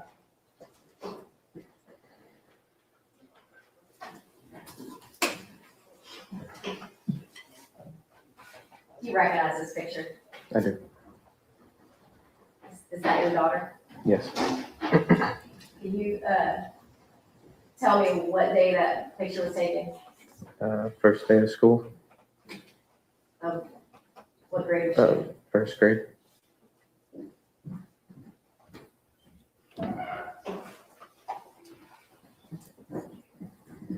Athena has a little bit of a girly side, but did she have any issues being dirty or playing outside? Not at all. I'm going to ask you to tell the jury a little bit about one of your favorite memories and favorite pictures that you have of Athena with the horse trough. Can you tell them about that? Yes. It was springtime, so the water was still a bit chilly. And I walked outside and she was filling up the water trough and brought out a bunch of her Barbies and toys and filled up the water trough with them and was sitting in it when her dress and cowgirl boots. Did you actually end up taking a picture of Athena? I did. She was shivering but having fun. When you took that picture, was she in or outside of that water trough? Outside of it, gathering more toys. Soaking wet. Yes. What did you and Athena like to do together? Mostly outside. We'd go camping, hiking, going to the lake. Athena was 7, so what was she into at the time? As every little girl was, Frozen, and unicorns and mermaids, and getting dirty. She liked to sing the Frozen songs. 24/7. You mentioned Barbies. Your Honor, may I approach? Yes.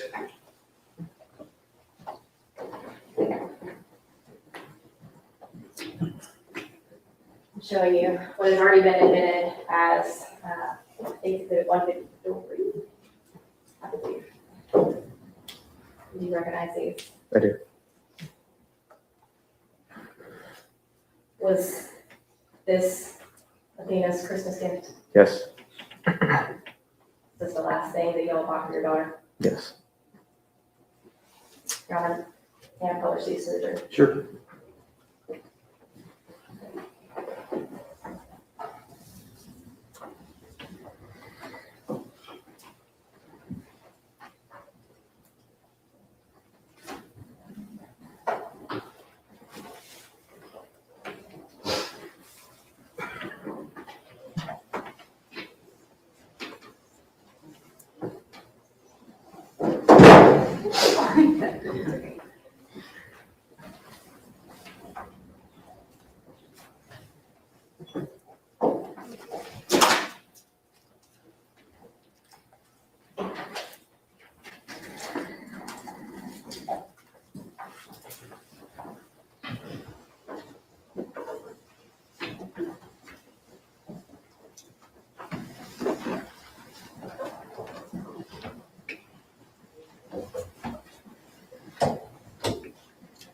Jacob, these are the you can be anything Barbies.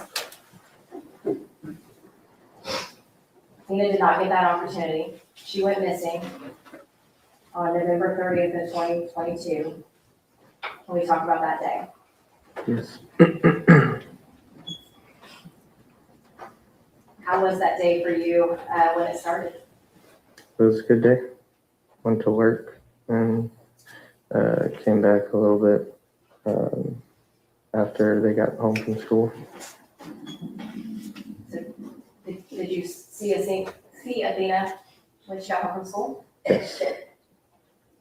What were y'all doing? Just hanging out for a little while. I wanted to be with the kids before I went out on my hunting trip with my dad. And do you recall about what time you went on your hunting trip? It was just before, a little bit before dark, I think.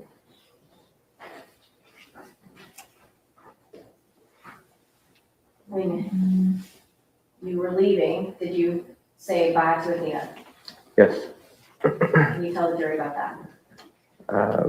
I told all the kids and Athena bye and gave her a hug. And then after I was, or as I was leaving, and I was backing up, she ran up to the truck because she wanted to give me another hug. And I told her not to run up on me while I'm backing up in a truck. And yeah, gave her another hug and told her I love her. That was your final moments with Athena alive. Yes. At some point, were you notified she went missing? Yes. And what did you do?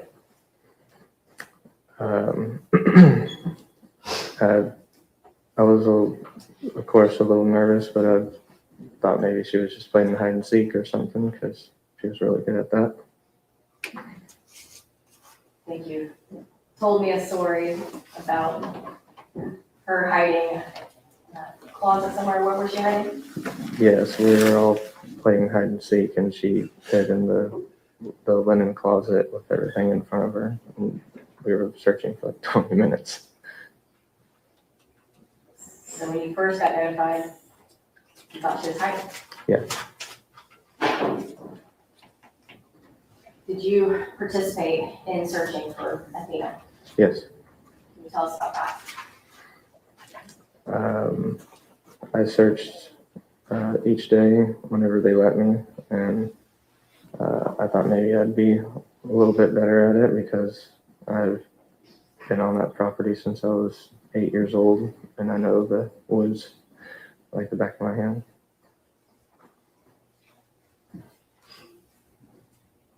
You didn't find Athena on your property though, did you? No. When were you told that Athena's body was recovered? On the second in the Cottondale Church in the room. What were y'all doing in that church? That was just kind of like the middle ground for everybody to meet up and rehydrate and eat. They were taking care of everybody that was a part of the search, and they let the family stay there. How was that for you? It was nerve-wracking and hard. Still had hope, but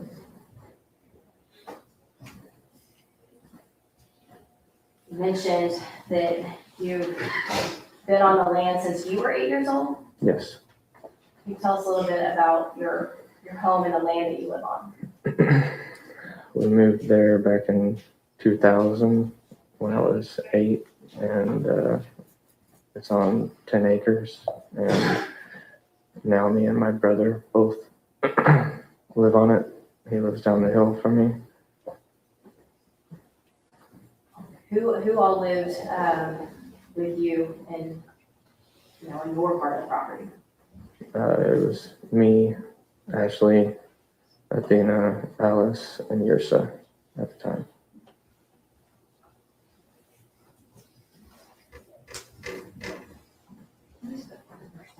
YRSA. How old is your son? She's 5 now, And Alex? 14. And Athena, would have been 11 now? Yes.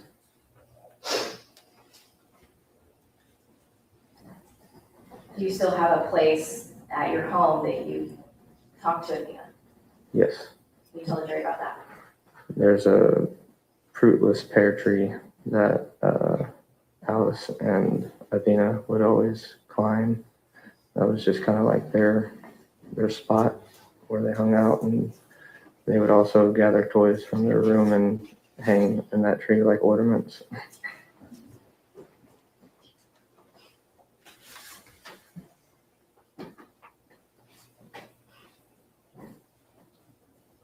Talk a little bit about your role, as a man and how it affected you. I want you to tell the jury a little bit about that. Athena was taken from your home, your property that you've been at since you were 8 years old. You weren't there. How did that make you feel? It made me feel horrible, like like I should have done something or been there. I wasn't there to protect them like I should be, like a father's role. Did that create you a lot of guilt? Yes.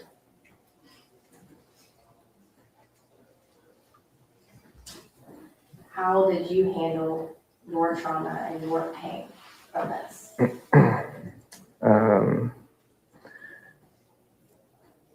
Pretty much self-destruction. Can you tell the jury a little bit about that? I just kind of held everything in, and it just broke me. Did you turn to alcohol? Yes.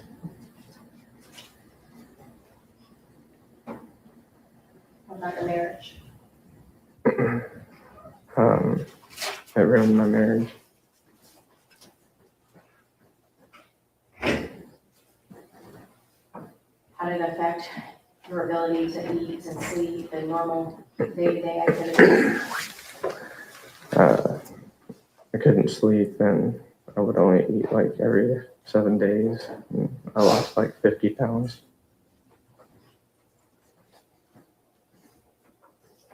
We talked earlier about Athena's siblings.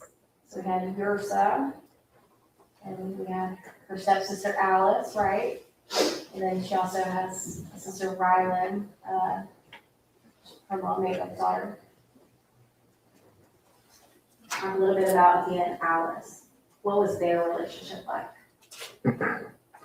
They were just best friends.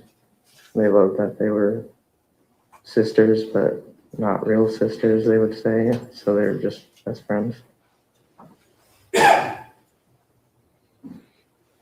this affected Alice? Yes.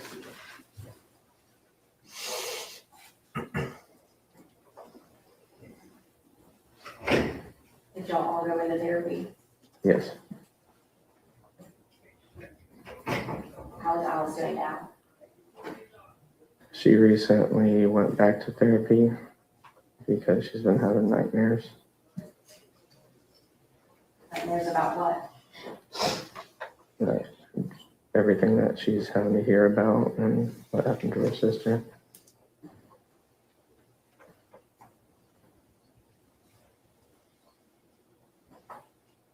The defendant wrote a letter to the family and to law enforcement. Did you believe that letter? Not at all. What do you miss most about Athena? Just her laugh and her spirit. And she loved everybody. Is there anything that you you want this jury to understand about the loss in this process?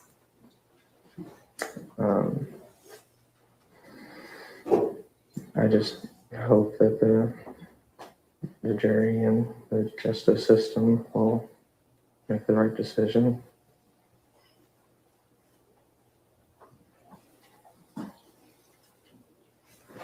I'll pass it as judge. Cross-examination. No, Your Honor. Mr. Gandy, Mr. Strand, we have no questions for you. We are terribly sorry for your loss. May this witness be excused. Okay, so we were just listening to Jacob Strand describe the horror of what's happened, the loss he's felt, how it had affected him. It ruined his marriage. He lost 50 pounds, going for long periods of time without being able to eat, and describing going to this pear tree to talk to his daughter. It's just absolutely unimaginable. I will give you guys an update. We know that court has broke for lunch. We are waiting for Rebecca Lopez and Terry Bentley Hill, the attorney who's up there with Rebecca, to come on and talk about what they've seen and heard. And they're right now they're working on setting up that shot. So I expect them any moment, and we will be able to hear exactly hear what they heard and saw, and just the reaction of jurors. Watching. Oh, Lopez is ready. So. Rebecca, I'm going to toss it on over to you, and I'm going to let you guys talk about what you saw and heard. Well, Tanya, that by far is probably one of the most emotional and heart-wrenching things I've ever heard in a courtroom. The family did leave the mom and father, and some of the family members left and did not listen to it. And then the judge also asked the gallery if anybody cannot make it through the next, through this entire video, then you may want to go ahead and leave right now, because he warned everyone. And it is, you basically hear Tanner Horner torturing this little girl. We said 30 more minutes of this video before they broke for lunch, and the judge told us there's still another 30 more minutes of graphic video. But you see them first walk up to the vehicle. She's following him into the van, and then he lifts her up and puts her in the van, and she's saying, where are we going? And Terry, I'm gonna let you also kind of talk to what you saw. Mm-hmm.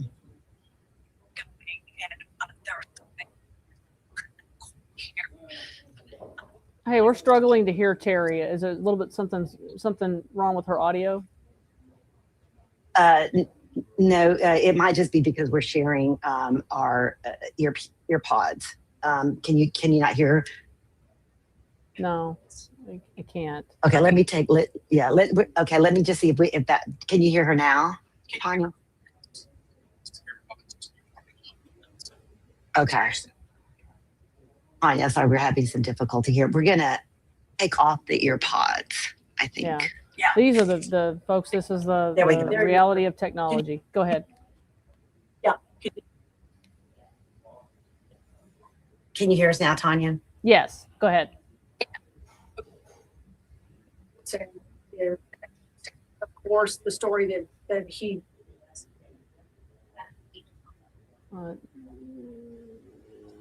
You guys are still cutting out. I feel like we gotta.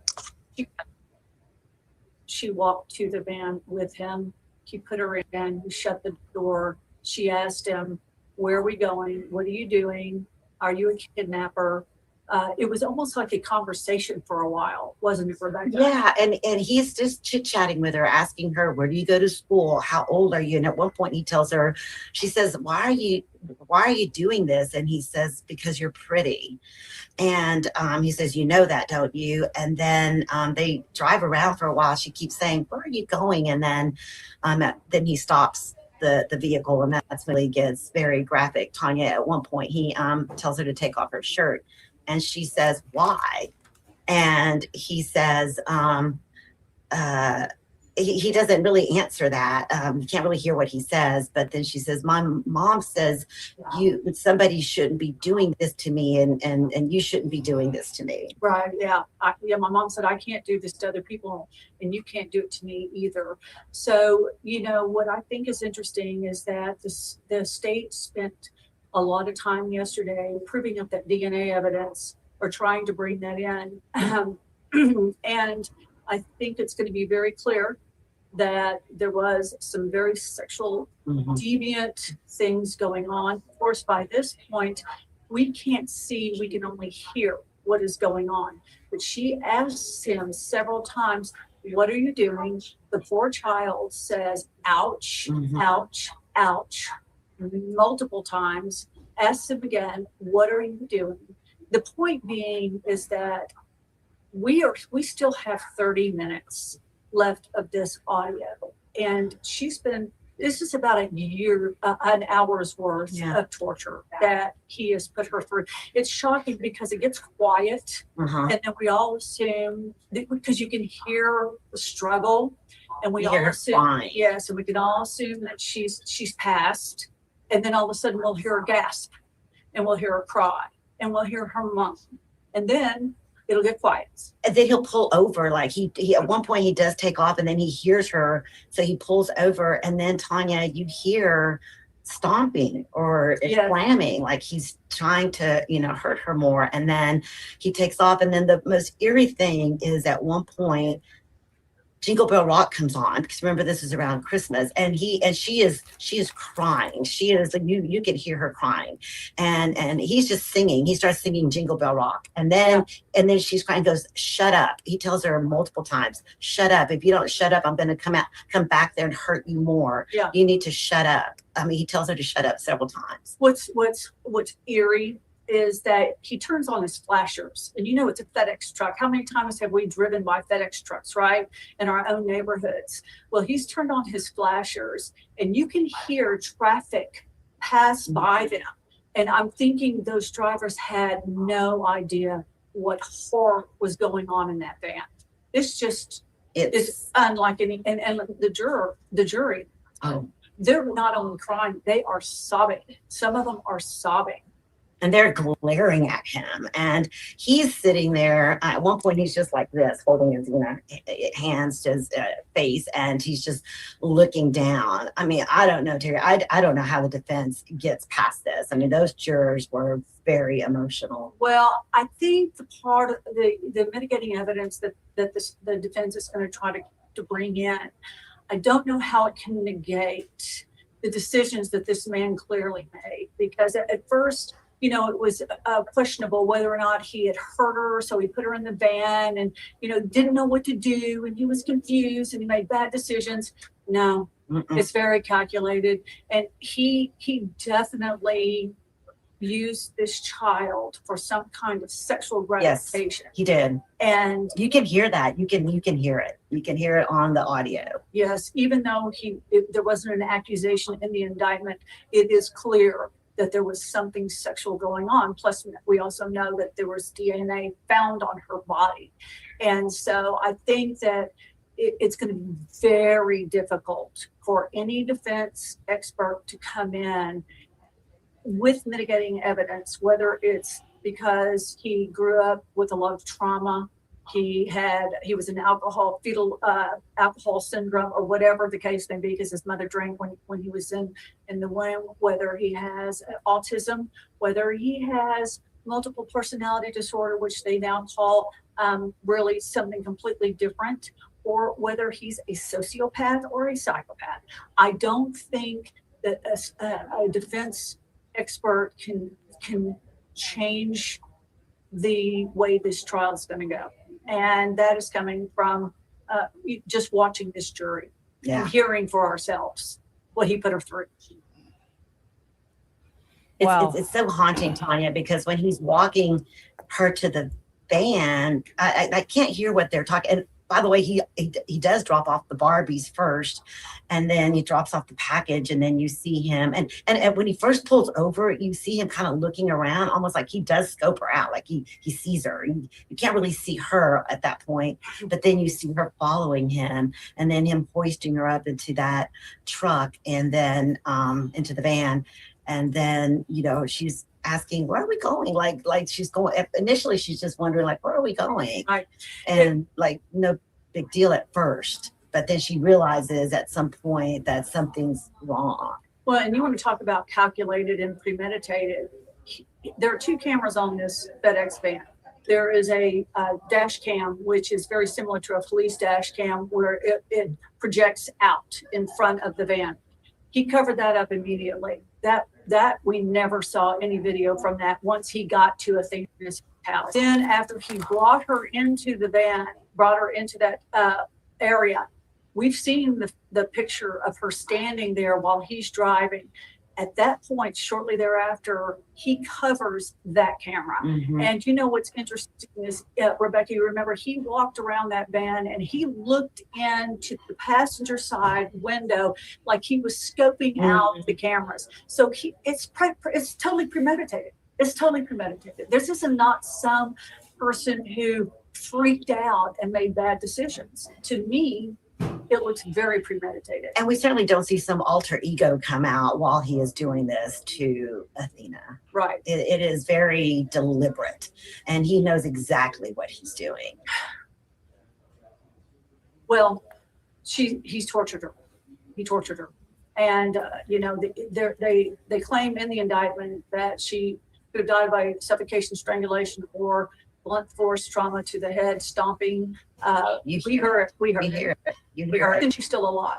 She's still alive. She's still alive. And we again, the judge says there's still 30 more minutes. So we know from the opening statements that the prosecutor says you hear him over and over and over and over again attempting to kill her and choke her and take her life. And that's what we are hearing, because just as we think, she's passed away, you hear her gasping and crying and screaming, moaning, and it is awful time. And the defendant's face is this far from the defense table. I mean, he is leaning over with his face just inches away from that table, because, and you know what I thought, this is just my impression, is that the audio is playing. There's no video, but it's video in his head. Oh yeah. He is seeing all of that in his head. And but again, a person, he is totally competent. There's no issue about competency. This man knows exactly what is going on, and he's not just out of it. He knows what's happening. He knows what he did. He's singing Jingle Bell Rock with a child screaming in the back of the van. That was the word, because the whole thing is terrible. But when the Jingle Bell Rock comes on and she's screaming the entire time, and then he starts singing over her screaming, and then keeps telling her shut up while Jingle Bell Rock is playing, and he's singing like nothing's happened. It is the most awful thing I've ever heard in a courtroom. And I have to say, just as we're watching different actors in the courtroom, we clearly saw the emotions from the jury, and they're taking notes as well. Some of them are taking notes, but there was emotion from both sides of the table. The prosecutors were emotional. The defense attorneys were emotional. This is not easy for either side. And I know that I'm thinking that Tanner has, according to testimony, attempted suicide several times in his life. And I'm as Rebecca said, it makes you wonder, this is in the courtroom, it makes you wonder if the defense wouldn't just rest after this, because it's just so bad. However, those defense attorneys have a job that they have to do, and I admire them. It's hard. They're going to do their job, but I would not be surprised if he didn't say, I'm done. I mean, if he's truly someone who is remorseful or regrets what he did, and he he's already been suicidal in the past. It makes me wonder if he would tell his lawyers, I'm done. But I know that they will continue with their case and bringing their experts because that is what they're required to do. But it's not easy on them. Okay. Well, thank you guys. I cannot imagine what it was like for you and everybody else in that courtroom that heard that. Just listening to you describe it, I personally feel physically ill. I don't know if Jingle Bell Rock will ever be the same again. Right. No. And so I am horrified. And thank you for telling us about it and explaining it to people. And Keith, do you have anything you want to add? Probably a lot. I mean, wow. I think the thing that really, as Rebecca and Terry were describing it, the questions that she asked, hey, where are we going? What are you doing? Are you a kidnapper? I mean, so it's the stranger danger, what we teach our kids.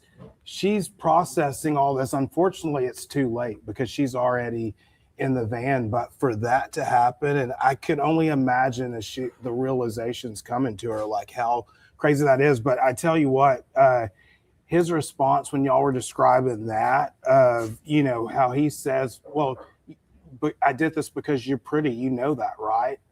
Oh, my goodness. If the jury isn't livid at that point, I mean, and the prosecution, I think with the DNA, we wondered, well, does it show something? And now we totally know why they put all that stuff in and what was going on. And, Terry, you explained it well, like regarding just what was going on, the play-by-play kind of what she's saying, what he's doing and everything. So Right. Immediately after he says to her, take your shirt off, and she went, why? She tells him no. I mean, she Yeah. says she does what her mom has told her to do. No, my mom says you're not supposed to be doing this to me. Yeah, and then she asked him several times, what are you doing? What are you doing? Well, as adults, we can assume we know what he was doing. Yeah. And she was confused and perplexed. She had no idea what was going on. And I just, to hear her, you can hear the strangulation.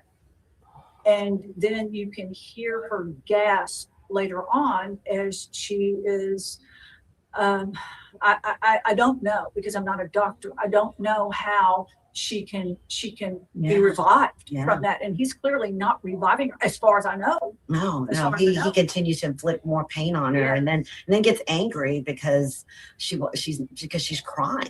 She won't shut up. Yeah, that's what he said. Shut up. I mean, multiple times. Do you want me to stop and come back there and hurt you more or worse? Yeah. No, it is deliberate. It is premeditated. It is calculated. It is. There's no confusion about it. He froze and panicked. No, he did not freeze and panic. No, not at all. No, this is evil on a level that's just painful to listen to. Well, we're gonna take a break for about a half an hour. We understand that court is going to resume at 1:00, and yes, that video will continue to play. We will again not be able to live stream during that. Keith and I will be back at 1, and then we will see you and Terry after y'all finish watching the video. And thank you again for doing this. We appreciate it. Sure. Thanks. See you, Keith.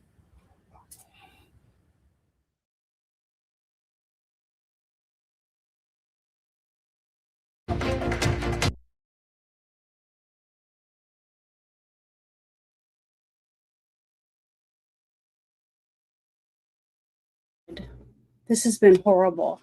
I thought it was very important that I share this because I found a stream that gave me the right to share this part of the sentencing phase. And to me, it's so important because so many people just kind of shrug it off that this kind of stuff really does happen to people. And it could happen to your kid. playing in their own yard where they should have the right to play. And we can't even trust a delivery truck bringing something to drop off at your home.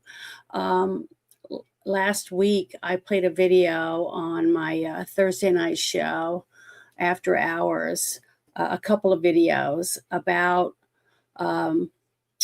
fake UPS drivers, fake Uber drivers, fake FedEx coming to the door, banging on the door, and as soon as you opened it, they forced their way in and assault the family and rob them, things like that. And I try to tell people, don't have to answer the door when UPS comes, okay? And it's sad that we have to basically have cameras all over our property just to protect what we have on our own property from total strangers coming and taking what doesn't belong to them. And the sad fact is that this person just took a child, and before Christmas, just after he delivered a gift for her, and not caring, because all he cared about was his own selfish needs, what he wanted for himself, to abuse himself while he was abusing a young 7-year-old who had no idea what the heck was going on. But she knew. She started to realize that this guy's taking me, he's kidnapping me. And she had just learned that, because earlier in the testimony was from one of her teachers that said they had just had that class where they were trying to help the kids understand that bad people will come. They may look like everyone else. You know, it could be a bus driver. It could be the gardener. It could be a guy from your church. It can be anyone. They don't look like monsters. They just look like a regular people. And it's up to us to tell our kids to not go anywhere with anyone that they don't know. Period. Even if they know them, if they're not with their parents and their mother or father didn't tell them they should go, they should never go with anyone. And it's sad that we're there in the world now that a kid can't ride their bike or play on their scooter or play ball with their dog in the front yard without an adult that actually loves them being in their yard with them. It's just heartbreaking. They can't go to the park. They can't do anything. Our children are at war against people like this guy, Tanner Horner, that believes that the world is theirs and they could take whatever they want, whenever they want, without any consequences. And this happened in 2022, and we're just now seeing it on the news and stuff. And this happened in Texas. It's sad because the news doesn't think this kind of stuff's important to talk about when it first happens. It's like, oh, well, not my problem. Not my kid, but it could be your kid. That's what we have to do. We have to realize any of these kids. I mean, you get online right now and just look for all the kids that have been just taken. They're just taken. And sometimes they find them, sometimes they don't. But they found her because God intervened, or I don't know. I don't have the answers for it. All I know is that these parents didn't give up. Mom dyed her hair bright pink, wore pink clothes every day when she came to court. And she's been trying to get justice since 2022, before Christmas, when they got their little daughter's body back. It's heartbreaking. It breaks my heart to see this kind of stuff happening every day in our own communities, and people just turn and look the other way. They don't want to talk about it because it's not something I want to talk about while I'm drinking my coffee. Oh, you're ruining my day. It's sad because we have so many selfish people that only care about themselves and what they want and what their needs are. They don't care about their next door neighbor or the person down the street. I mean, they could care less. All they want is their own selfish needs fulfilled, whether it's right now, Uber, give me my meal through the drive-through, whatever. That's all people seem to want. And I'm not saying everyone, because people like me, I pay monthly to do this stuff and to report this stuff and talk about this stuff and do streams and stuff like that. I pay for it. I'm not making money. I'm not making any money to pay my this streaming thing to do StreamYards.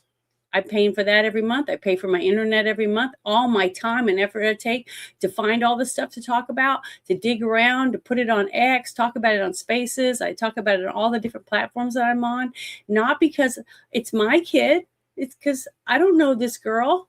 I don't know her parents, but I feel for them. I mean, I want to reach out and hug them because I feel it's horrible. And I'm praying that this jury will give him what he deserves, which is not enough.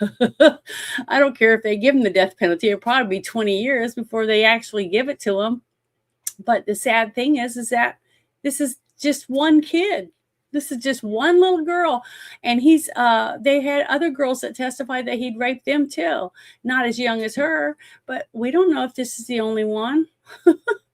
And that's what's sick about it. We got people like this guy just living their lives, drinking Coke, buying cigarettes, hanging out in neighborhoods, just scoping out for the next one. Where am I going to get another one? They're just a piece of meat. And when I'm done, I'm just going to chuck them in the trash because they're useless. It's sickening that this is how we look at children today. It's heartbreaking. And I just was so compelled. I was this morning is getting ready to set up for my show for tonight. And I've been watching this case since it came up and everybody's talking about it. And they're saying, why is this happening in a trial? And I go, it's not a trial. This is the sentencing phase. This guy realized because of his lawyers said, hey, man, they got so much evidence. They got you on video, buddy. You're an idiot, basically. And all we can do is try to keep you from getting the death penalty.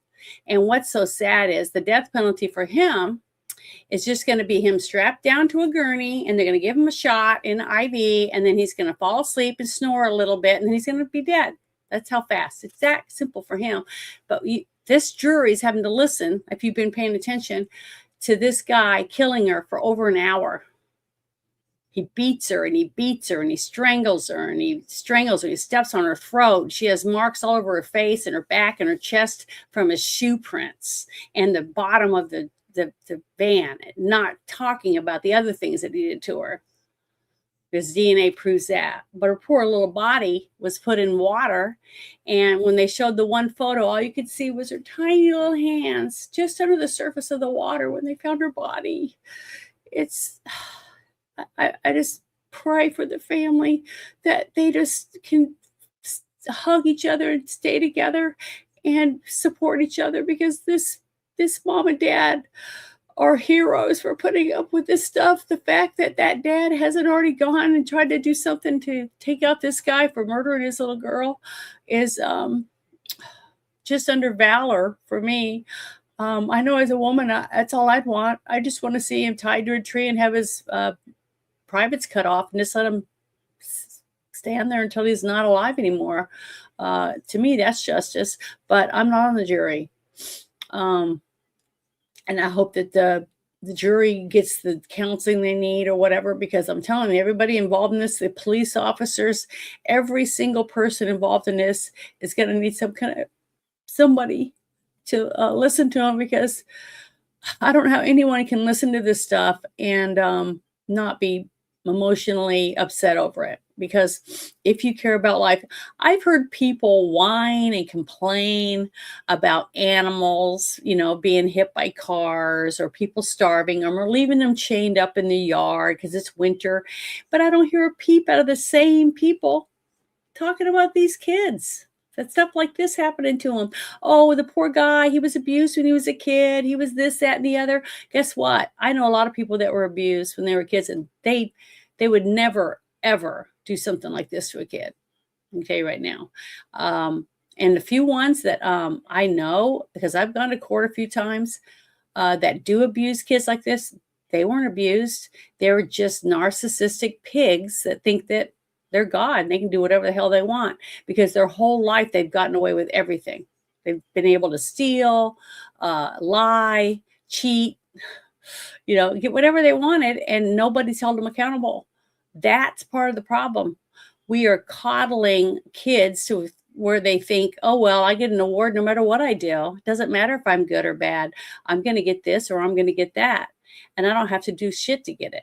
Because now you can just get a job, and if they don't hire you because, oh, you got a tattoo, or you spike your hair, or you have you dye your hair orange, or whatever it is, and they don't hire you, you can sue them because, oh, they hate you because of your skin color or whatever it is. You can blame everybody for everything except when they rape and murder a kid. If you try to point the finger at them, oh, you can't do that. They had a bad childhood. It's like, what about the freaking kids? When are we going to start fighting back? When are we going to start fighting back and taking our neighborhoods back and our states back from all these sickos and these judges that do this? Bad, bad, bad. Oh, well. We got to do something. We got to stop this stuff. And the only way to do that is by sharing information and protecting our children. We got to help each other watch each other's kids. We got to babysit. We got to have somebody, a parent that stays and walks up and down the street in your neighborhood, like a neighborhood watch. But all you're doing is watching the kids play so that some freaking psycho doesn't just drive by and grab your kid, even if he's in a delivery truck. Doesn't matter if he's an electrician. It shouldn't matter. Start paying attention to what's going on around you. And if it hadn't been for somebody realizing that truck was there, her poor little body would still be missing. And this guy would probably, who knows how many other people would have taken out in the time that he's been in jail. I mean, it's disgusting. This kind of stuff disgusts me. And another thing that disgusts me, and I am a Christian. I believe in Jesus Christ, that he died for my sins. I do believe that. But when a person tells me, well, there's nothing I can do, I'm going to let God sort it out, you're part of the problem. And I have no problem saying that. Because if you can't even talk to people at your church, your Sunday school and stuff about setting up a program to help these kids realize that even the delivery truck guy could be bad, not to go near him, not to get in any vehicle ever, no matter what, without your parents saying it's okay or being with your parents, that guy could be bad. Just because he looks normal doesn't mean they don't have you targeted for danger. And I don't know how else to explain that. But to me, that's all we have.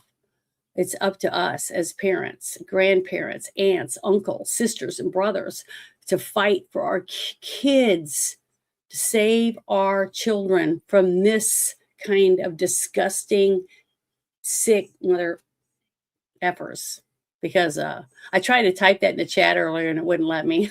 Said I couldn't say that word, even though I didn't even use the F word. I just said MFers. But I don't know what else to say about it. It's just, it's sad and heartbreaking that that we have this happening every single day in every single state. It doesn't matter if the state's red or if the state's blue. It has nothing to do with it. The only part that has anything to do with is in the court. When you have a court, I just love this judge so far. A couple times he said to sustain, which means that the defense brought something up and the prosecution wasn't able to do it. They had to tell the jury, so that shouldn't have been part of this. Because to me, it seems like the judge, and I've seen him get emotional a few times during this case, but he's listening to the facts and he's weighing it by the letter of the law, not by his feelings, even though I don't know how he's doing it, because I'm telling you, it's heartbreaking. I don't know how any of these people do it, but I applaud justice. Okay. This guy has gotten above and beyond a great trial to be able to put his information out there that undiagnosed anything really, but it got out there They talked about different things about, and I'm pretty sure the defense is going to be able to bring in their own people to say why he's made these decisions and stuff. But if you've paid attention to all the stuff that the defense has laid out, I mean, not defense, but prosecution has laid out so far, leading up to the jury having to listen to a video that was taken inside the truck that he was using to deliver packages for Christmas. And that any person, if you're driving any vehicle and you're not speeding and you got a little thing that faces your, your speedometer, has all the speed limit, how many times you're slamming on your brakes or that kind of stuff. And it has a camera showing you if you rear end someone or any of those things, but you have a driver that gets in there and covers the camera. So, and he's working for you. What does that tell you? It tells me that my employee is doing something they shouldn't. Because if they were in my vehicle and I'm paying them to drive it, why are they not letting me see what they're doing in my vehicle? Okay, so for one, you only hide stuff when you know it's wrong, right? I mean, that's common sense, but it seems like half this country doesn't have common sense anymore for some reason,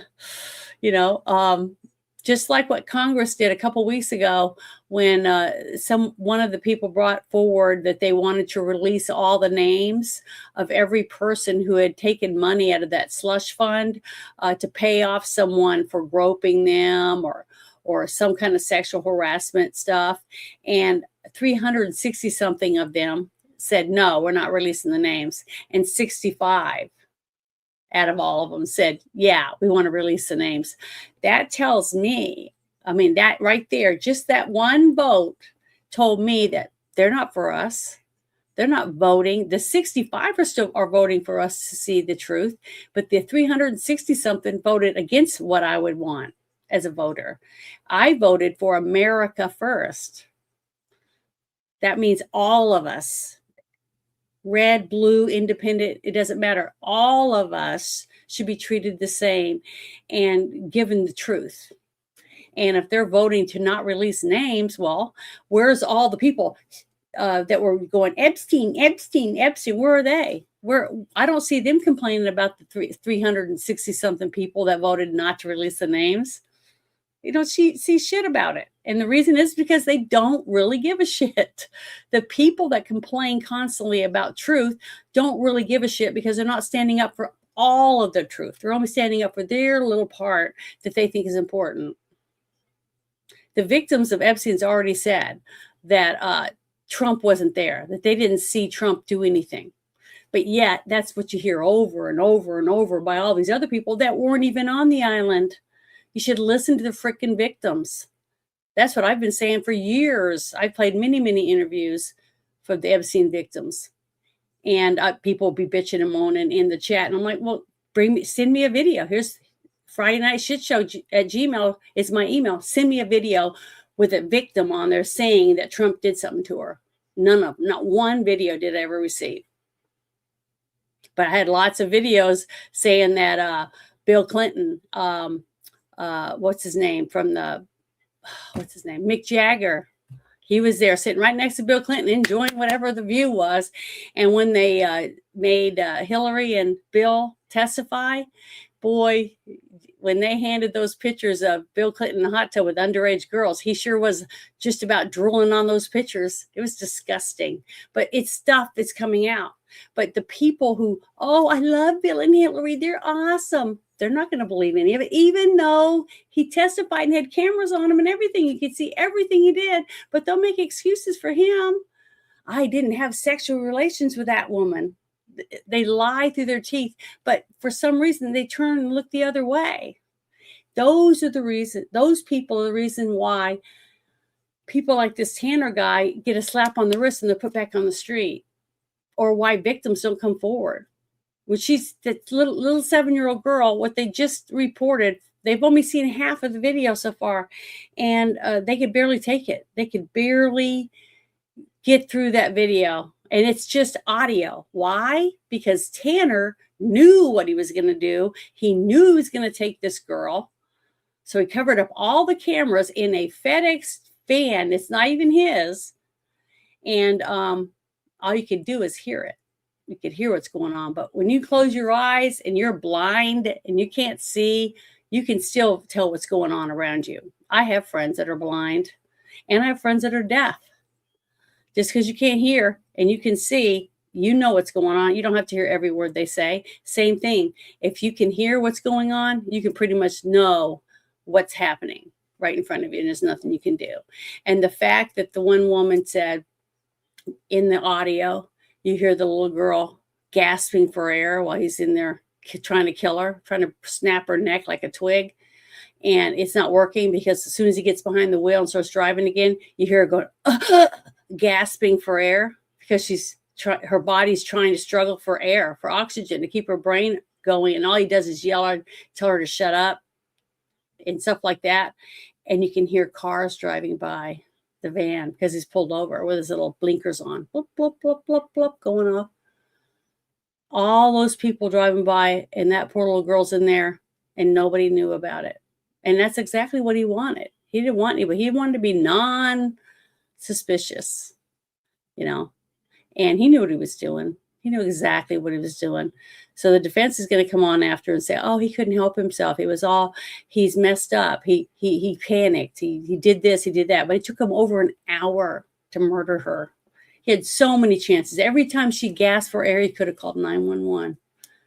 He didn't. He didn't. He did nothing. He could have told his mom or his grandma, I'm having these horrible thoughts of wanting to do this to a kid. But he didn't. He didn't. He didn't try to stop anything because all he cared about was his own satisfaction. And I wish more people would stand back and look at that. It has nothing to do with whether or not she's your kid or not. Look at the actions of what he did. He's the grown-up, not her.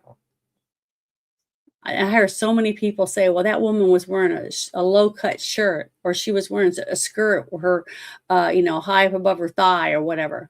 Does that mean she wanted to get attacked? No. That's just what she likes to wear. You know, that Tanner guy had them giant things in his ears, big holes. People might point and say something bad about that. But guess what? If he likes it, why can't he wear his ears pierced? I don't have a problem with that. And most people that I know, they don't have a problem with that. But when you start putting your hands on other people against their will, I have a problem with that. And so should all of you. Everyone should have a problem with that. We should all have the right to defend our own bodies, period. No one should have the right to put their hands on us unless we're hurting someone else or we're about to hurt ourselves and they're trying to help us. Things like that. Common sense helps you determine, when's not a good time. But to force yourself on another person is wrong. I don't care who does it. So I don't know. This has just been really, really hard. But I'm so thankful that I've had a few people that have actually paid attention listening to this and that it's getting out. But it's just heartbreaking because we've lost another child. And the thing is now that his DNA has been taken and put into the system because he did confess. Okay, he confessed. So that the whole thing is out of the way about whether the jury has to say, oh, he's guilty. Now we have to decide whether we're going to give him death penalty. This whole thing is either death penalty or life in prison without a chance of getting out on parole. That's what this jury is going to, say at the end when the judge asked them, when they come to all of them have to agree on the death penalty. You can't have one person. If there's one person in there that thinks, oh, he has a split personality or he was abused, his mom drank alcohol while she was pregnant, so it made him want to rape little girls, and murder them. It's sickening because I know a lot of people who have been beaten, raped, sodomized, stuff, all when they were little. And I don't know a single one of them that's ever wanted to hurt another person because the person that hurt them is the only one they want to see punished, not innocent people. That's the difference. A sick, narcissistic pig, whether it's a woman or a man, because women can be narcissists also, those are the ones that think that everything is theirs, that anything within my reach that I see that I want, I'm just going to take, because I had the right to do that. The world is my oyster. I can take whatever I want. And even though they have to hide and lie about different things because they know other people won't accept it, they don't care, because they'll try to talk their way out of it like they always do. That's what narcissists are good at. And if any of you know a narcissist or who dealt with a narcissist, then you know exactly what I'm talking about. It's as plain as the nose on your face once you see it, because once you realize a person is a narcissist, you can't not unsee it. It's like obvious. And I'm telling you right now, I didn't even have to even listen to that video. I didn't even as soon as the opening statement came out and he talked about that she fought like 100 men. The 7-year-old girl fought for her life. I mean, she didn't want to die. She fought this guy. She scratched him. She had every single one of her little fingernails had his DNA under them, because she fought and scratched him. She bit him. She did everything she could as a 7-year-old to fight off a grown man, and if you've seen him in the defendant chair or whatever, you can see he's a pretty big guy to fight off a little 60-pound little girl. I mean, how macho he must feel. Wow, look at me, I'm king. I can do whatever I want. She's my slave. I can just do whatever I want to her. How sickening that is to a normal person. But to other people that are sickos, they're all like out there saying, well, whatever. But now that his DNA is in the system, we might find out that he has other victims out there, because I honestly, in my gut, don't believe this is the only girl that he's done this to. And it's just sick. I mean, it's just sick. But we'll find out. I mean, they just last month found another victim from Ted Bundy. Why? Because our capabilities are getting better and better when it comes to science, that when you have the DNA and you have it in the system and every state connects, which is they aren't yet, okay? Because you got a lot of rural areas in every state. Some of the big cities, until somebody actually goes in the back room and gets that case box down and takes the samples and stuff out and takes the time to put it into the system to where they can see whether or not there's a match, they may never find out who the killer is. Because if the killer is in the system, that's the only way they're going to find out. It's like the Green River killer that killed over 48 women that they were able to prove. And then you got the Golden State Killer in California that killed, couples, lots of people. I don't know how many exactly, but he killed young girls. He killed husbands and wives, because he would tie the husband up, hog tie him, put a cup and saucer on his back, and threaten that if that cup fell off, he was going to kill both of them. Well, he'd kill both of them anyways, but he would make the woman cook for him and make her, be treat her like an animal, basically, all around the house. And this whole time he's married and has his own family up in Upper California. And I think she was a lawyer too. I'm not 100% because I don't know every detail about the case, but you don't hardly hear nothing about any of these, because as soon as they realize it doesn't fit the narrative, they damp it down, because that's what the media does. The media does whatever they're told. And to me, I think the left is controlled with most of the media. There's very few things. I mean, I like my show. My little things that I've done, I've had quite a few people on my show talk about child sexual abuse, human trafficking, things like that, about the COVID shots. I mean, all kinds of different things. And they bring it, even had interview with the Surgeon General of Florida one time. And I played a snippet of it, and I didn't get a copyright strike for it, but I got in trouble for medical misinformation. So it's like, what? He's the Surgeon General of Florida. How can he be saying something that you think is fake, and it's lies or it's misinformation? Because it isn't. The thing is, they didn't like the point of view that I was sharing, so they took my channel down for 2 weeks. So, I've had that happen multiple times, but it didn't shut me up. I still did it on Rumble, and I did it whatever other place I had. Now I have X, I have Kick, so TikTok, wherever I can go and put something on there, I'm trying to do it. And I pay to do it because I think it's important. Even if I only get 5 people to look into it, and they go and they take their kid and they go to the police department and they take a little course or whatever to try to help make their kids safer, then all this is worth it. If we can help one kid, if we can save one kid, or we can get one person arrested and put in jail for doing this kind of stuff to someone else before they kill someone. It's bad enough to put their hands all over them and do nasty stuff to them, but then to take their life is the worst. And I don't want that to happen. And I do the same thing if I saw somebody abusing an animal. You don't have a clue how many hundreds of animals, kittens, puppies, chickens, other animals that I've seen dumped on the side of the road, driving between Louisiana and Arkansas, tons of them. I pulled over one time because I saw a lineman. He was in the ditch digging around. I saw him bent over and he was digging around, and I saw him like he was looking for something. So I pulled over and I asked him, I said, did you drop one of your tools or something? Because he had that little bucket up there. And he said, no. He said, I heard some noises, so I came down here. And he goes, and I found these. And he had 3 kittens, little ones, I mean, tiny ones, in his hand. And I go, oh my God, someone threw kittens out here? And he goes, yes, I've been trying to pick them up, because he goes, I don't want them, but I was going to take them to the some vet he was talking about down the road. So I started looking, found 4 more little kittens, and I took a couple of them, and he took the others, and I took them home, and I found homes for them. But it's sad that a person would take kittens and put them in a paper bag or a box and just throw them out the window while they're driving on the road. And that same person is probably one of the people on X or one of these other platforms attacking somebody because they're lefty or they're righty or they or whatever.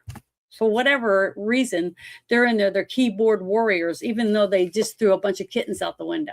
That's what's disgusting to me, is when you start going into these people's backgrounds and find out what kind of really sick person they really are. Because if you'll do that to a kitten or drown them or beat them in the head with a rock or whatever kind of nasty stuff people do to animals, but just throwing a puppy or a kitten on the side of the road and leaving them to be run over by a car or starved to death, eaten by ticks, bit by a snake, whatever it is, that shows that you're a sick person. I mean, you're not a person that would care about another person starving to death or catching on fire or anything. You're not a normal human. I mean, to me, that's low. Pretty low. You're not a decent person. Not a person that if I ever found someone I knew did that, I would never talk to him again, probably, because to me that's just disgusting, and it's sad. But that's where we are in the world now, in the United States of America. This isn't Africa, China, or Russia. In China and places like that, they'd eat the cats, or eat the puppies or the bats or whatever other animals they have, because they don't have grocery stores like we have, where we can go to Walmart and just get all the stuff and just leave half of it on your plate and not even eat it. Okay. These are people that have to eat mice and rats and tarantulas or whatever they can get because they live in a little dirt hut, so totally different. So you can't even really put them together. But when you live in a country like America and this kind of stuff happens, and people just go, oh, well, not my problem, that we got a problem. Our society is crumbling, and we're eating each other, basically. And our kids are the ones that are at the very bottom. Because when you got a criminal that gets to go to prison, he gets 3 meals a day, dental, eye care, complete physicals and medical care and whatever else, gets to work out, gets to get on the internet every day, get mail, have a commissary where we have candy and cigarettes and all these other things that our veterans can't even afford. And then they also, some of them even get conjugal visits, which means they can give birth or get a woman pregnant and have a whole family while they're on death row for 20 years or whatever. And they get to see their kids and everything, even though all their victims never get to see their families. To me, how does that happen? How did we get there? When did the killers and the criminals get to become more important than the victims? What does that tell you about our society? And someone will say, well, you're a Christian. You shouldn't want the death penalty. Guess what? If you read the Bible, it says an eye for an eye. There's even parts in there about what you do with a person that will hurt children. You put a millstone around their neck and you chuck them in the lake, stuff like that. So there is justice in the Bible.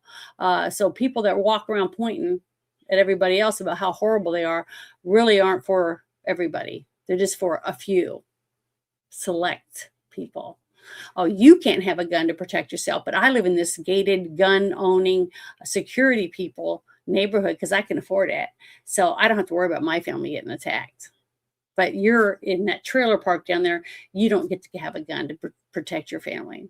You know, that's their attitude, which is bullshit. All of us should have the right to protect our families and be able to share truthful information with others so other people can have the right to protect their families too. And the only way to do that is by having outsources of somewhere in the media where you can actually get real truth instead of just a bunch of bullshit that they want to tell you. That's why when you turn the channel, click, click, click, it's almost exactly the same thing, one after the other, they're saying the exact same thing, because guess what? They're all owned by the same people. So they all have the same script, you know, and the fact that you're glued to one channel, whichever it is, CNN, Fox News, ABC, whatever, you just don't see that they're all parroting each other because you only zoom into the one thing. So if you sample, go out and you sample and listen to the different channels, find a story, whatever story it is, and then go to the different channels and get online, go look at different newspapers or whatever and read what they say and compare the notes and see how many of them say the exact same thing. If they all say the same thing, those are the channels that I wouldn't listen to anymore. You need to listen to channels that are different than all the others, because maybe then you'll start getting a little truth again. But there's very few of them.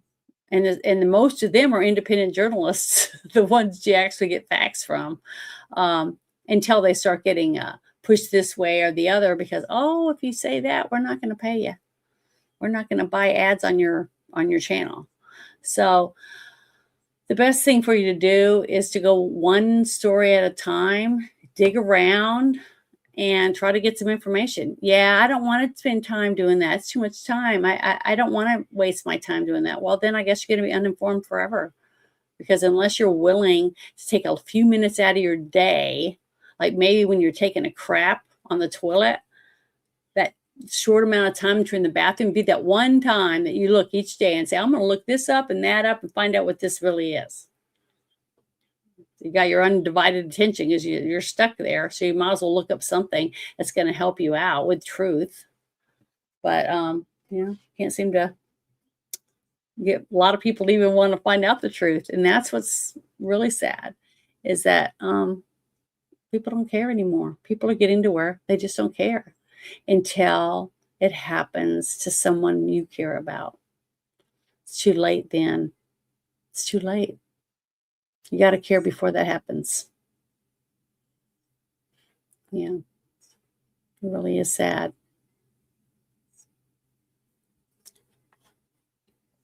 But you know what? I've had FedEx, I've had Amazon, I've had UPS. I've even had people in this regular cars drive up and then knock on the door and put a package down and leave. And then I'd go out and I'd look at the package, and if it was for me, then I would take it in the house. If it was not for me, I would call a number and say, hey, somebody brought a package and it's for some wand something. It's not, they don't live here. So they need to come back and get this package because they delivered it to the wrong address because it's one number off or whatever it is.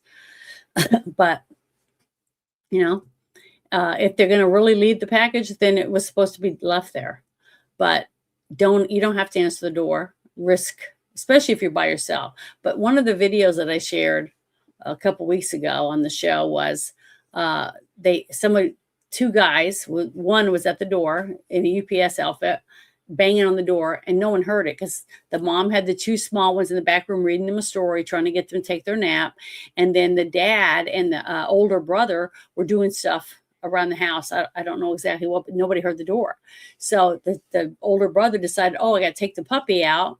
They had a little German Shepherd puppy outside. And as soon as he walked out, that guy was walking off with the package.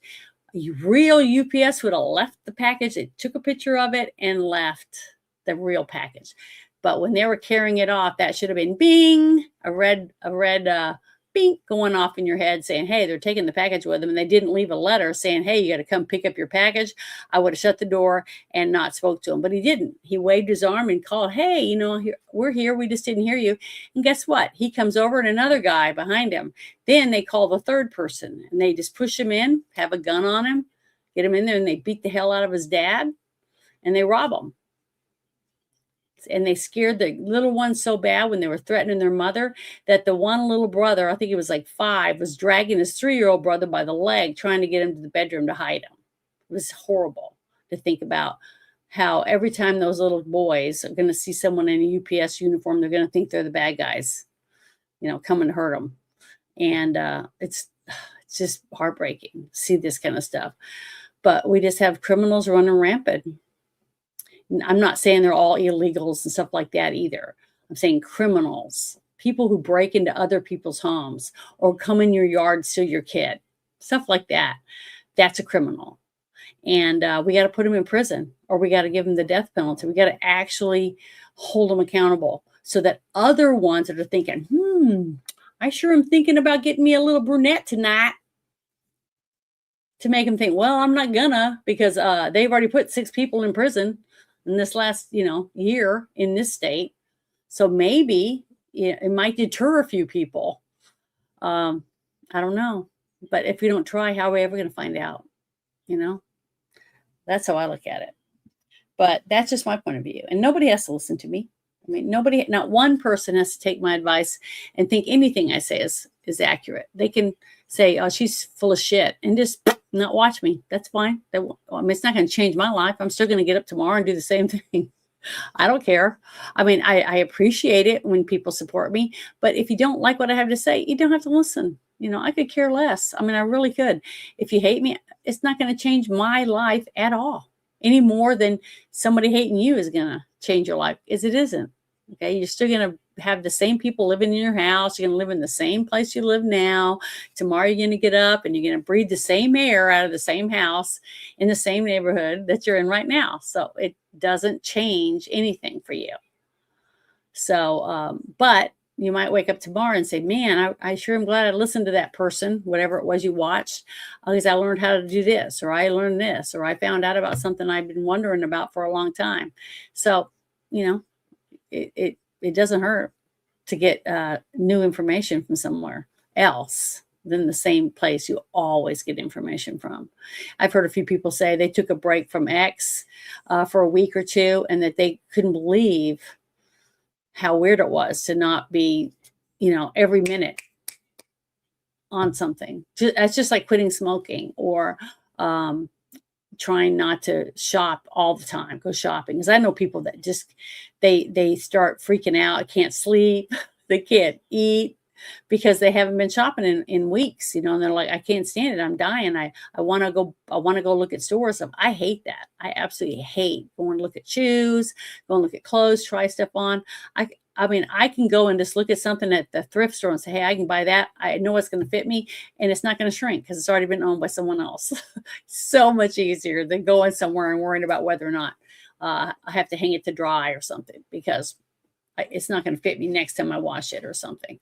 So, and I'm cheap. So, I don't have a problem with that. But I don't know. I hope to God that something good comes out of this, and that we find out that they're going to give this guy what I feel he deserves, like I've done in my little poll I put on there. If you've been paying attention, basically, if you've watched, because this is a sentencing phase, not the trial. They already have all the evidence. He confessed that he killed her. Now he came up with 3 or 4 different stories about what happened. Oh, I accidentally ran over her with my truck, so I put her in the back of my vehicle because I freaked out. And then when she started talking or whatever, I tried to break her neck, and that didn't work. He had all these different stories, but you see, because of the video, before he covered the camera, you see her just standing behind the seat, just standing going, what's going on? So she wasn't run over by the truck. That was a lie, because everything he does, people like him lie. And it's not that hard to understand that a liar tries to cover their tracks because, covering the cameras and stuff like that proves that he was lying, that he knew it was wrong. Because if you accidentally ran over a kid that was on the bicycle, even if you didn't kill him, you accidentally ran over him, you don't just get back in your car and drive away. You try to find out, where do you live? We got to tell your mom. You got to, or call the police, call 911 anyways, because you did run over someone on a bicycle. I mean, I don't know. To me, if you did, it was an accident, you wouldn't freak out. You wouldn't freak out that, you might get in trouble. They might say, well, you're going too fast or, whatever. I don't know. I've never had that happen. But the thing is, I can tell you right now, I wouldn't run over someone on a bike and just drive off and just act like, oh, well, it's not my problem, because it was your problem. You ran over someone on a bike. We have to start standing up and being responsible for the things that we do, period. If you drink and drive, if you speed, whatever. And then you got all these other scandals, well, you cheated on your wife. Now this person comes forward and says, you cheated with me. I got pictures and I'm going to tell your wife if you don't pay me this much money. Well, then you start paying them and now you're being blackmailed.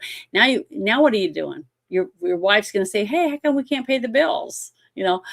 It's always going to come out sooner or later. So the best thing to do is to stop and say, okay, I messed up. I gotta confess. I gotta open up and tell someone, because it ends then. Yeah, you got to deal with the repercussions, but guess what? Nobody can hold that over you anymore. They can't take money from you. They can't extort you if you accept that you made a mistake and just suffer the consequences of it. Many times I got grounded because I myself went to my parents and said, I stole cigarettes out of your purse, Mom. And I gave some to my friends and I almost set the woods on fire. And I got grounded for 2 months, but I deserved it. And I'm thankful that I told the truth, and my sister laughed at me how stupid I was for telling my mom, but I couldn't help it. I couldn't look at my mom knowing I did it. And she was talking to her friends about the woods burning, getting caught on fire, and that she might have knew, I don't know, but she was talking about it and how lucky everyone was that the fire department came before it burnt down a few houses, and I started thinking about it and I got more and more guilty, and I finally just told my mom the truth. And yeah, it sucked to get grounded and not be able to do the things I wanted to do, especially when it came to, trail riding and stuff on my horse. But I'm glad I did it. I'm thankful that I confessed and took my punishment because I deserved it. But I never did it again. It deterred me from ever doing that again. And I never did it. And I just wish more people would teach their kids that way. Because if you got a kid that sneaks around and hides stuff, it's just going to get worse and worse as they get bigger. So the best thing to do is to stop it as fast as you can and try to help them, get them counseling or something. Sit down and talk to them and say, why do you think you have to lie? Why do you have to make this up? Why, actually have a conversation with them and try to find an answer for it. I think it would make a big difference. But until that happens, I don't see how we're going to stop making Tanners. I mean, what made him start talking to that guy and interviewing him and find out why he turned out the way he did? What makes a narcissist? What are we doing? Is it because you were raised by a narcissist that makes it another narcissist? I don't know enough about it, but I think to me, I'd rather see money go towards that type of study so that we can stop this stuff from happening. And have community, like groups that babysit for each other or sits out in the yards. I used to do that a lot. I used to sit around the yard and watch other kids, played and make sure that, they weren't in the road or throwing rocks at people's windows and stuff. And I'd be the one that would say, hey, why are you doing that? That's stupid. You're going to hurt somebody. Or why are you picking up that snake? You're going to get bit. Well, it's not poisonous. So what? It's still going to bite you or it's going to bite someone else.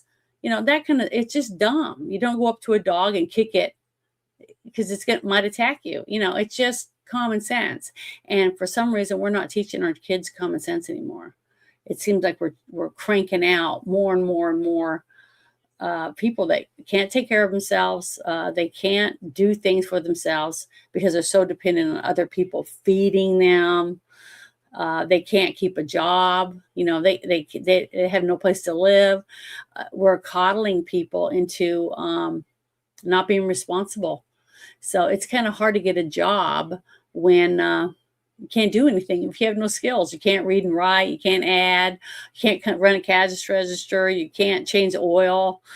It's just like my mother said. She had 5 daughters, and she said, if you can't change the tire on your car, I'm not taking you to get a driver's license, because we live in a rural area. If your car loses a tire or you get a flat, which is very happens a lot in the country because you run over all kinds of things, then you'll be stuck out there, and you won't be able to get help, or you have to sit and wait and you're a sitting duck waiting for someone to come and kill you, rob you, or whatever, because you can't change a tire. It's totally different than, you should know how to change your oil too, but changing a tire to me is one of the most important things that anyone, a man or a woman, should be able to do on your own car, because you could be stranded. If you need your oil change, guess what? You can drive down the road still. Go to the place to get an oil change. You shouldn't drive your car with a flat. Now you can, but it's gonna cost you a shit ton of money because you bend up your, the rims on your tire. But there's just so many things that we can do to take control of our homes, our own lives, and our neighborhoods and our communities. You may not be able to make a big change because you're just one person, but if you can inspire other people, you don't know. You don't know what you're not capable of doing unless you just never try anything. You just sit on your couch, have the remote, and change channels. Then go to bed and get up, eat breakfast, and go to work. And then you do the same thing tonight.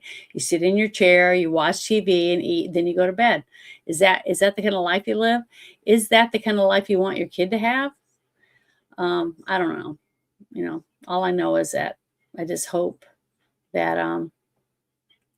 we're able to do something about this to somehow start caring more about what happens to our children instead of what happens to that guy who's on death row.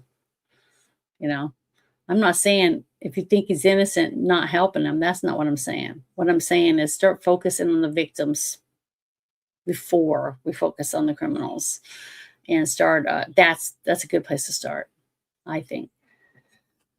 But oh well, I'm done talking.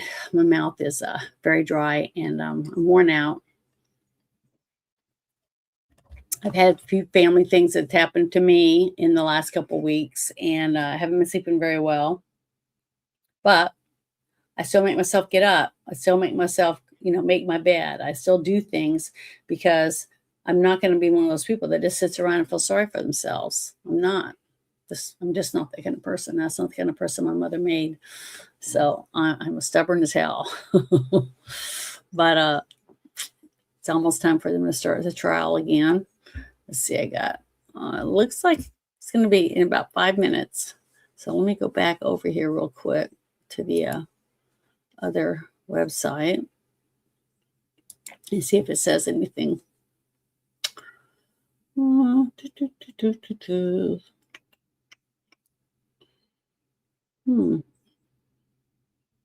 don't see anything. They haven't posted anything new. So let me go to the other one. Again, I'm going to go to the other page. Just give me a second.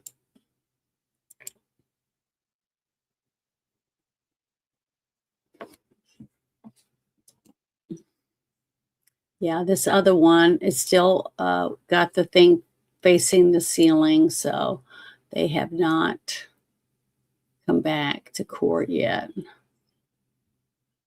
Yeah, someone in the chat, though, just said that both sides of the attorneys on both sides were crying during the video. So just think about that. You get hired by the state to defend someone because they can't afford an attorney, and you end up having to defend this guy that confessed to killing a 7-year-old girl by picking her up in the FedEx truck while you're delivering Christmas gifts to people.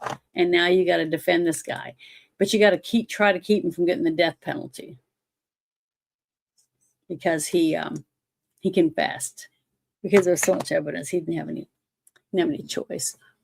The fact that someone didn't take him out, that's the one thing I've been really surprised about, is the fact that somebody didn't just, in Texas, didn't just say, well, this guy's a piece of shit, and decided to take him out themselves. So I'm glad they didn't, because I don't believe in vigilante justice.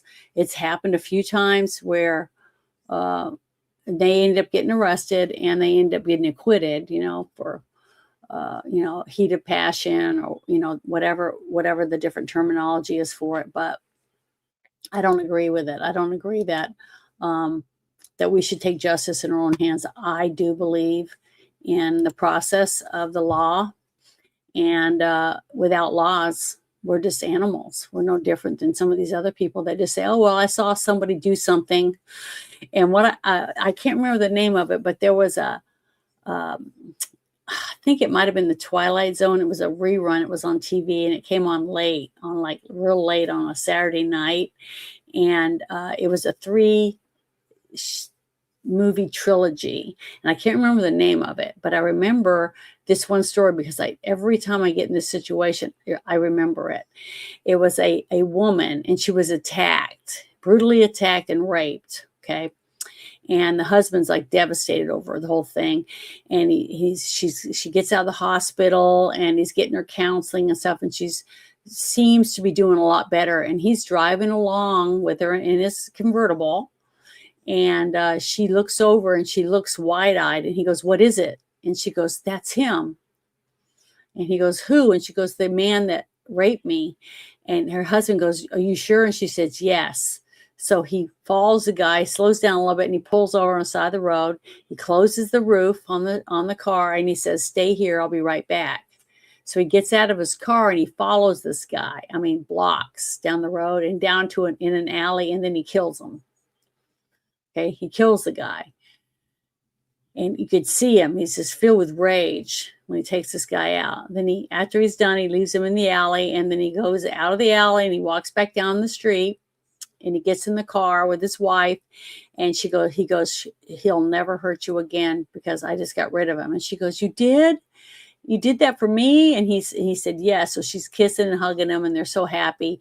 And then she goes, well, let's go home or whatever. And they get back on the road, start driving on the road, and they go down just to, another 4 or 5 blocks. And she goes, that's him.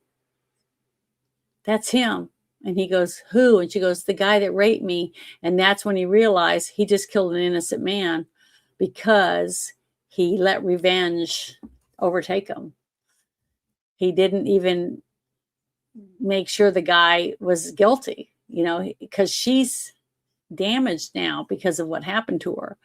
And that's why I tell people, just don't do that, because you take law in your own hands because you think you're doing the right thing because of heat of passion or whatever the reason is. You are putting yourself in the same category as a person that assaulted someone else for whatever their reason behind it was. So you always stop and think about what you're doing, or talk to someone else about it. Because I'm telling you right now, more than likely you're not making the right decision when you do it in the wrong frame of mind. So I always think of that, and I try to share it with people. And I wish I could remember the name of it. I always say every time I get in this situation that I'm going to go find out what it is and write it down so people can watch it, because I think it's real important to get people to really think about your actions. Because when you go off half-cocked, that's what my mother would call it, you're going to hurt somebody or yourself, and you're going to regret it. You're going to regret it later. So to take a deep breath, think about it, step back, and wait. And I don't know who it was, but I remember somebody on TV that said they have a 24-hour rule or something where they find out something or get information. They wait 24 hours before they make a decision on what they're going to do about it, and maybe longer. Because once you have 24 hours to think about it, and you really think about it and start digging in to find out more information about it, you realize, wow, I'm so glad I didn't do that, because man, that was dumb. You know what I mean? So I wish we could all do that. I wish we all had one good friend. If we could all just have one good friend that you can go to about anything, no matter how nuts you might think it is, that your friend will accept you for it. They won't judge you. Mine was my mom, and I don't have her anymore, but it's been really hard. Even though I have 4 sisters, it's not the same. And I do have one best friend, and I'm gonna try to go see her within a week or so again, because I haven't seen her in a couple months. But man, it's like I could go a year and a half and not see her, but then I see her again. It's like we never separated. I don't know if you guys are lucky enough to have a friend like that, but we all need at least one of those in our lives, someone who's accepting. And what I see when I see this kind of thing happening, the people that had someone in their life that listened to them and they had someone to talk to, they're the victim. They end up becoming the victim. It's the person who has nobody, that actually has nobody at all that they can talk to or share things with on a real even basis. They end up becoming someone who hurts other people. From at least from my years of knowledge, which might not be as long as some other people, but I do try to pay attention to things, and I try to ask lots of questions. And I know I'm so irritating to a lot of people because I'll ask so many questions, and they're like, that's what my mother always said, that she was glad that I was a tomboy because I hung out with my dad. And my dad was an instructor, he was a jungle survival instructor. So he was used to lots of questions. So when I would say, Dad, why is this? Or Dad, how come you did that? And Dad, constantly, he liked it apparently because he put up with it. He never got mad, snapped at me for it, never told me to shut up. Never said, you're so stupid, you should shut up or whatever. He never did that to me. So maybe I was very lucky to have such a good dad. But I had a mom that said, Janet, I just can't deal with it right now. That's what she'd tell me. She had 5 daughters. So, and other people have come over. They said, you got 5 sisters. And when they'd leave, when I would go and they'd see me by myself somewhere else. They'd go, I don't know how you did it. And I go, what do you mean? He goes, all of you guys were talking at the same time. And I was turning and looking around going, who should I listen to? And I was like, I know it's weird, isn't it? But when you have that many people, you have to get your say in because you're never going to get to say anything if you wait till nobody's speaking. So I don't know. It's just funny. But I just wish everybody had, a good friend that you can confide in, because I think it would save so many people from this kind of stuff. Because I think if you have good friends when you're a kid and you have parents that actually care about you, and you have good teachers or whatever, and you stick, you stick to the middle to where when you meet someone and they're always trying to get you to do things are wrong, that you can back off and find someone else to hang with, that you don't feel like you're pushed to that person, or you have to hang out with that person, because that person is eventually going to lead you into trouble. You might have 2 kids that are super smart, do so well, and they excel, but as soon as they get together, something about their personalities cause them to start getting into trouble. They start doing things that they never would have done before, and they never did before until they met each other. So unless someone loves one or the other and notices the change in their personality when they meet, and then pulls them away and gets them active in another sport or something else and stops that relationship, it's just going to lead to trouble. But that's what I'm saying. When you're so busy because you're trying to work, pay your bills, take care of your house, whatever else is going on, you don't have the time to see and pay as much attention to the kids or their friends as you did when they were younger. Because when they were younger, they were more at home. Now they're out and they're about doing stuff with their friends, and you don't talk to them every time they come home. So you don't know what interaction they had or what they were doing or what they might have done that you don't know about, things like that. So, if we don't involve ourselves in our kids' lives, then we don't know what's going to happen. We don't know what they're actually doing, because I'm telling you right now, I love my mom, but I didn't tell her everything. There was things I didn't tell my mom, like when I was first started smoking or, sneaking out, to hang out with my friends, or wearing, my mother would say, those jeans are too tight. I don't want you wearing those jeans. It's not appropriate to wear those jeans. I know it sounds really stupid, but that's how my mother was. So what I would do is I'd take the jeans, fold them up, and put them in my purse.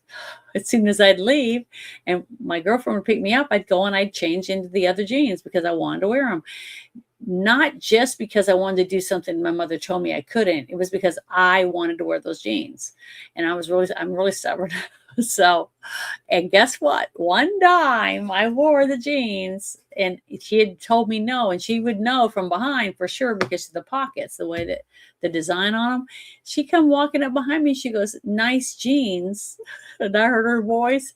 I felt a shiver go up my spine that I was dead meat, because she ended up getting picked up by one of her friends, and they were going to go and have a couple drinks, and they stopped at this one place that I happened to be at before they went there. And that's when she saw me, and she saw the vehicle that we were in. So they came in and she saw me wearing those jeans, but I think she suspected that I was wearing them anyways. I don't know. I think moms have a sixth sense about things that their kids are doing.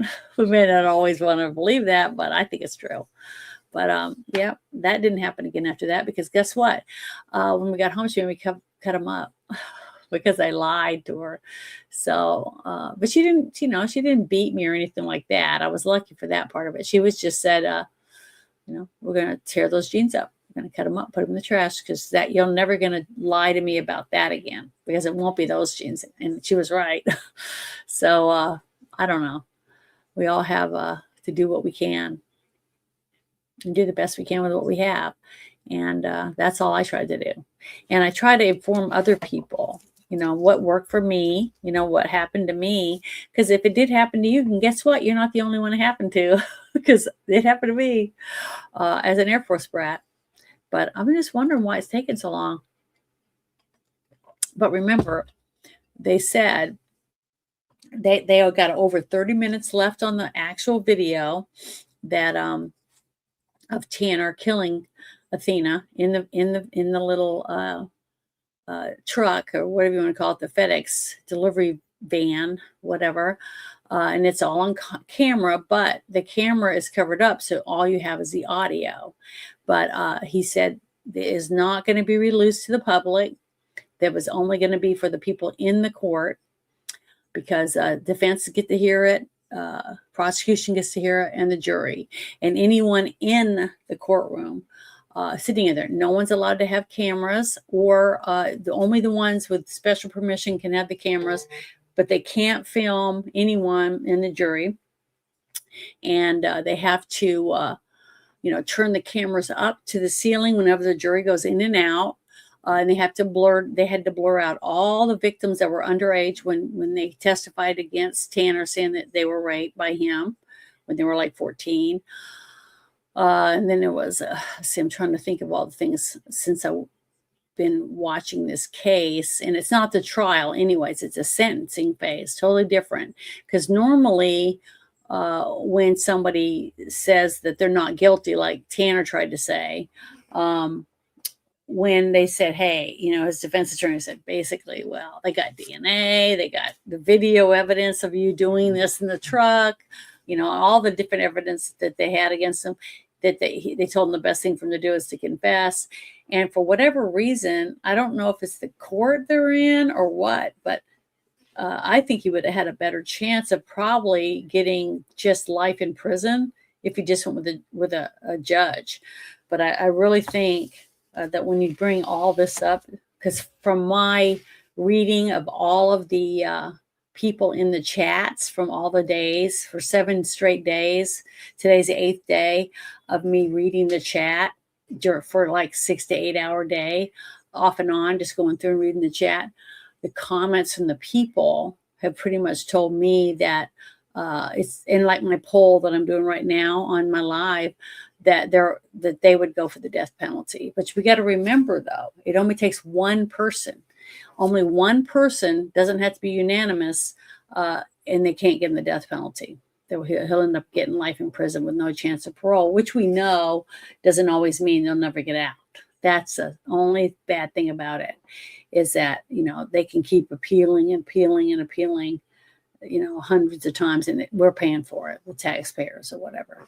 But the thing is, it's a jury, so I just hope the jury can see the evidence and realize that this guy knew exactly what he was doing. He wanted to kill someone. He covered up the cameras.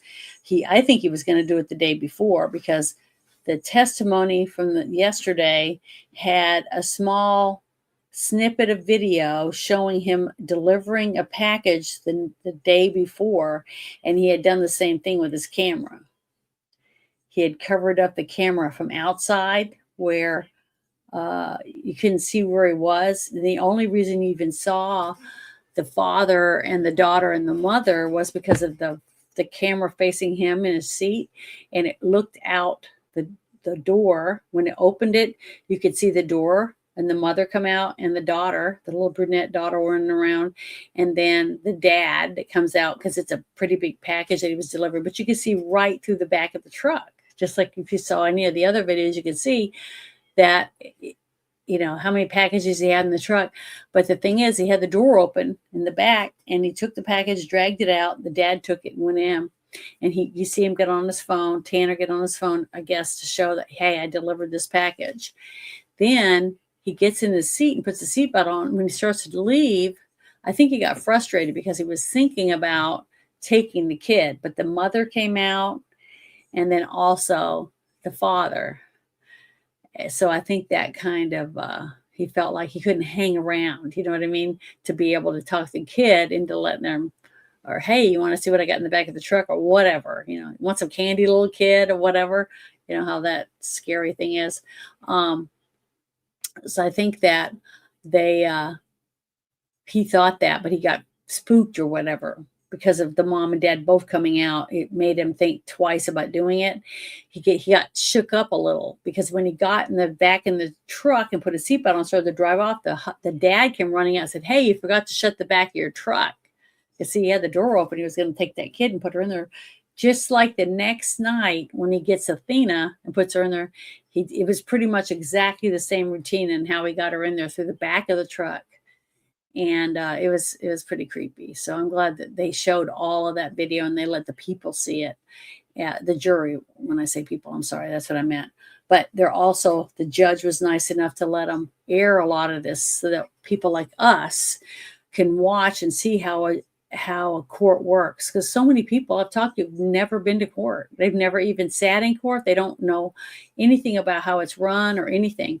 I've had to go in, oh God, it was weak for a whole month in the state of Arkansas. They sent me a thing and said that they wanted me to come in. I was selected for jury duty. Well, you're not really selected for jury duty. What it is, it's a jury pool. So you go in, you got to prove who you are and everything, and you have to sit there. Each time they send you a letter and say, hey, we got 2 trials coming up, so you're gonna come to the courthouse. You got to sit there all day, and if we call your name, you got to go in, and the defense and the prosecution can ask you questions. And if they don't want you, you can go home. You don't have to come back because you've already been selected once or denied or whatever. Well, I went 4 times, once each week of the month, and sat there all day. And I finally got called in on the very last week, the 4th week of that month. And I got up there, and you get to sit in the little seats, like you're going to be in the jury. And they finally got me up there and asked me a question, and I had to tell them the truth, because everybody goes, you could lie to them and say whatever. And I go, no, you don't want to get caught in a lie, especially if you get chosen. And then later on, the defense says, hey, we found out that person lied to get on the jury. The whole case is thrown out and they get to start over again. So you don't want to lie. Never lie. It's not worth it. Just tell the truth, because if you end up on the jury, they can use that against you, and somebody might go free because of you. So don't do it. It's not worth it. So I didn't get to serve because the answer that I gave them, the defense didn't like my answer, so they didn't pick me. But they pay you. It's not very much. It was like $7.50 or something an hour that I sat there. But it's a different look of how things actually work. So if you ever got accused of a crime, you kind of understand a little bit more of the process of it. And then I got another letter a couple months later for another jury, but this was federal. So I had to drive all the way to Little Rock, Arkansas for that. And before you go, though, you're supposed to call this one number, and then they'll say, these are the letters that were chosen or whatever of your name. And if your name has these certain letters in it at the beginning, then you got to show up that next day by 9 a.m. or whatever, and make sure not to park somewhere where you can get your vehicle towed because they won't pay for it. That's what they said. So, but guess what? I called and they said, but I wasn't selected. And then the next week we had a snowstorm. So that lasted almost 2 weeks. So I didn't have to be in jury. So they didn't have many courts, I don't think, that month because the weather was so bad. But let me go check the other page again and see if anything is on there. No, I don't see anything. I don't know what's going on.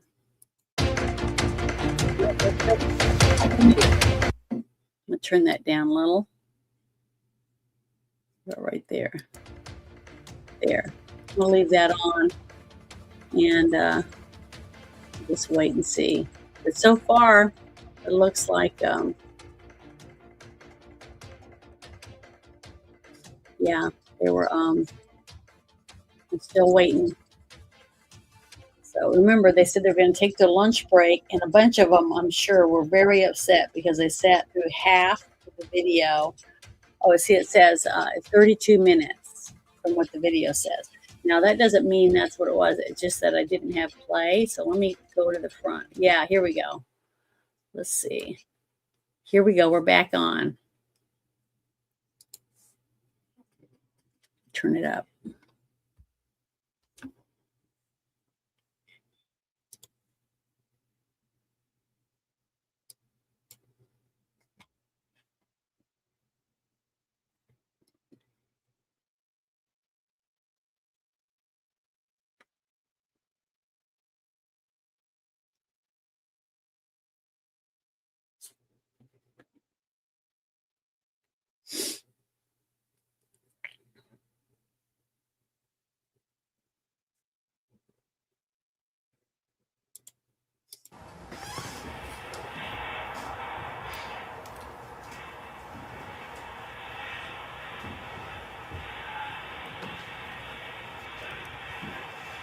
This is him at the car wash cleaning the back of the van because she threw up and a few other things.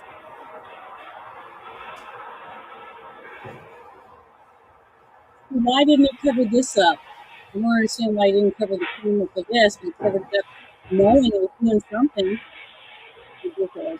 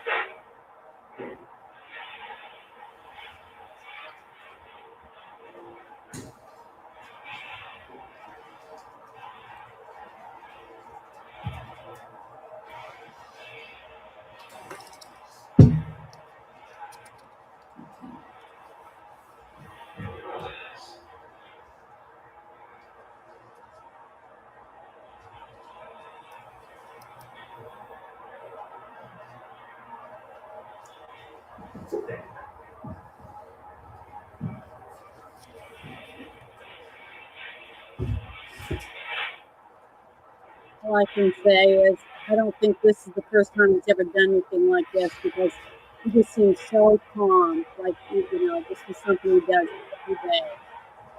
It's creepy.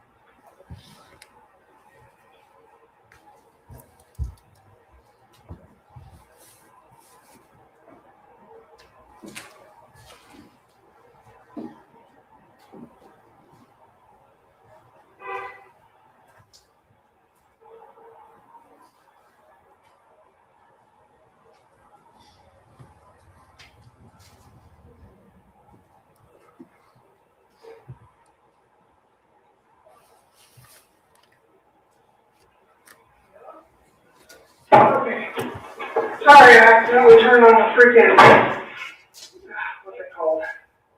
Oh, wait, did you send her today? Yeah. Wow, it came up fast.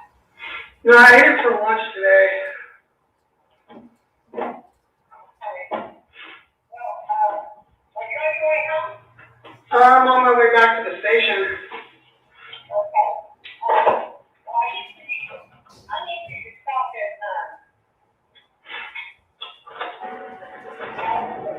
I have some free book paper. Date ready for the day. Okay, last thing I heard was toilet paper. What? Yeah. Albert Center. They don't say. Okay. Okay, bye.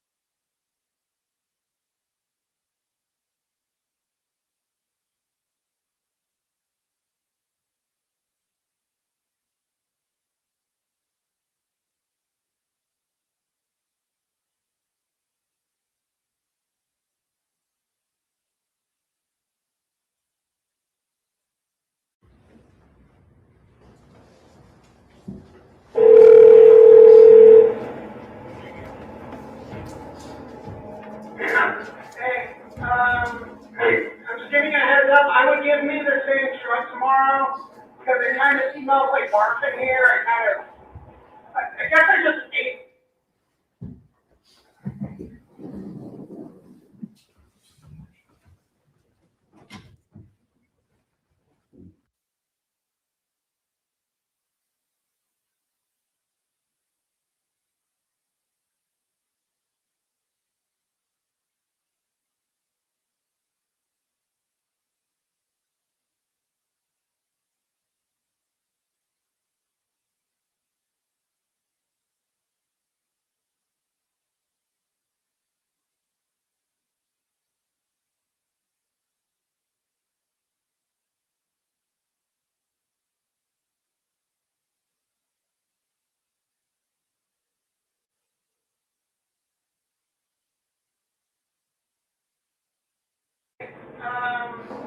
I'm just giving you a heads up. I would give me the same truck tomorrow because it kind of smells like barf in here. I guess I just ate something bad earlier, but I kind of threw up in the back of the truck, which I'm still good to work tomorrow. Don't worry.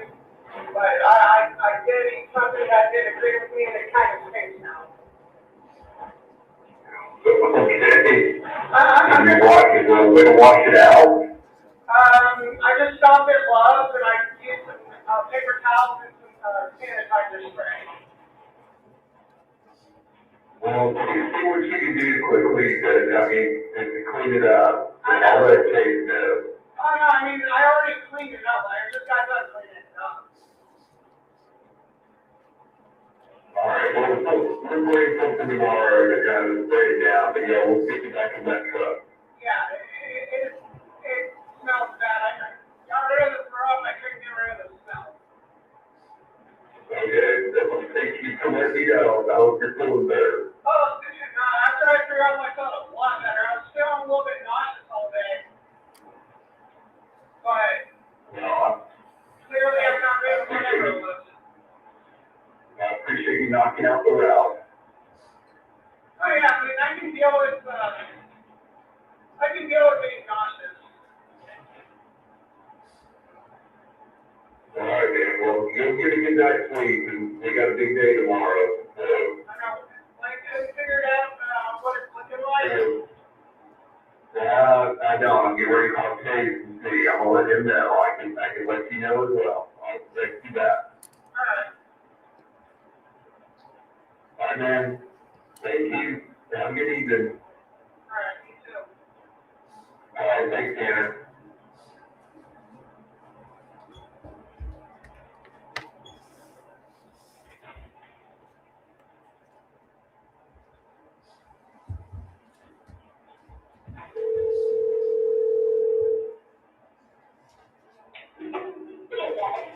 Hey, just let you know, I wasn't able to tell you earlier because I was trying to go to get some cleaning supplies at a lot, but I kind of threw up in the back of the truck. I threw up in the back of the truck.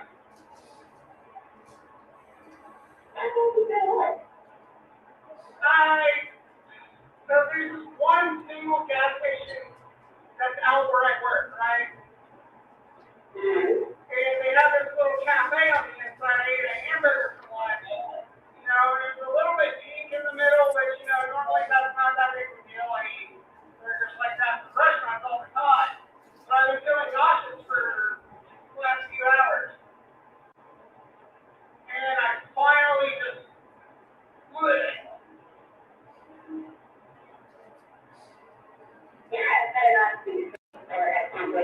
Oh no, I actually feel a lot better.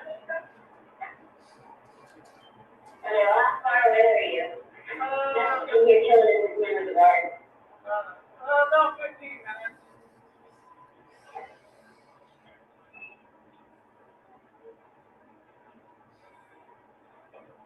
When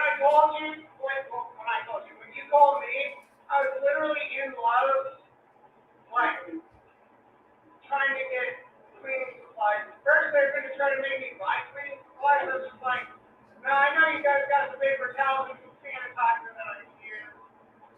Oh, well, I'm really not supposed to. Well, like, they're just sweeping off on the concrete. She's like, all right. So,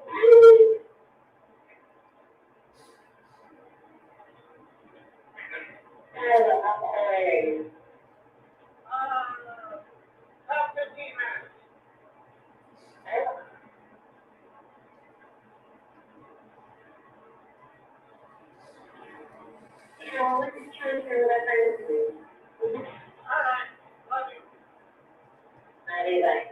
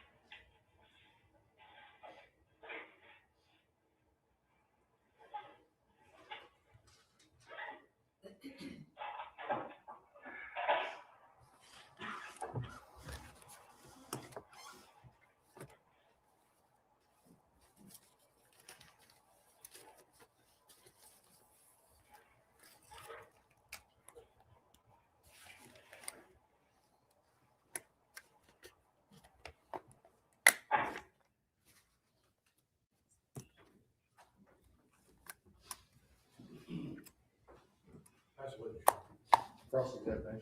No questions. May for interest, the notice will be excused. You may, Your Honor. Thank you, sir. Thank you, Judge.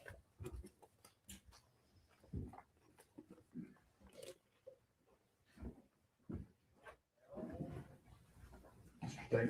This time, state rest, Your Honor. Okay. The state is rested, and I've told you what your schedule will be next week. Okay, so we will see y'all on Wednesday. Same routine you've been doing. That's a lot of days to be exposed to the media, so stay away, okay? We're halfway through. Enjoy the rest of your afternoon. Deputy King will have things for you when you get back into the jury room, all right? All rise.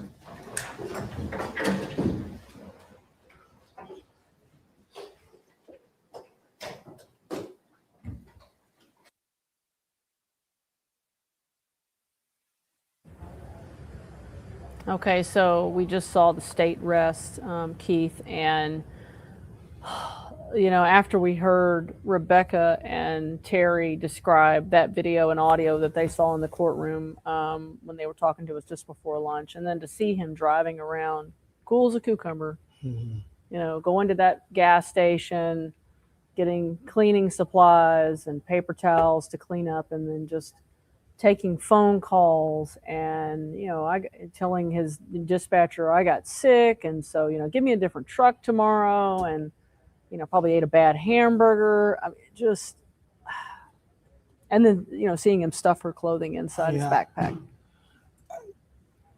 I mean, a picture's worth 1,000 words. A video probably more words, but to see him get the paper towels and the cleaner and just go back there and squat down and scrub, in a parking lot of a gas station. It's not like he even goes to a secret place. He just does it out where tons of people would be walking around, and just no regard for anything. But to do that, and then to already have a story that you're going to tell dispatch of why your truck might smell, I got sick.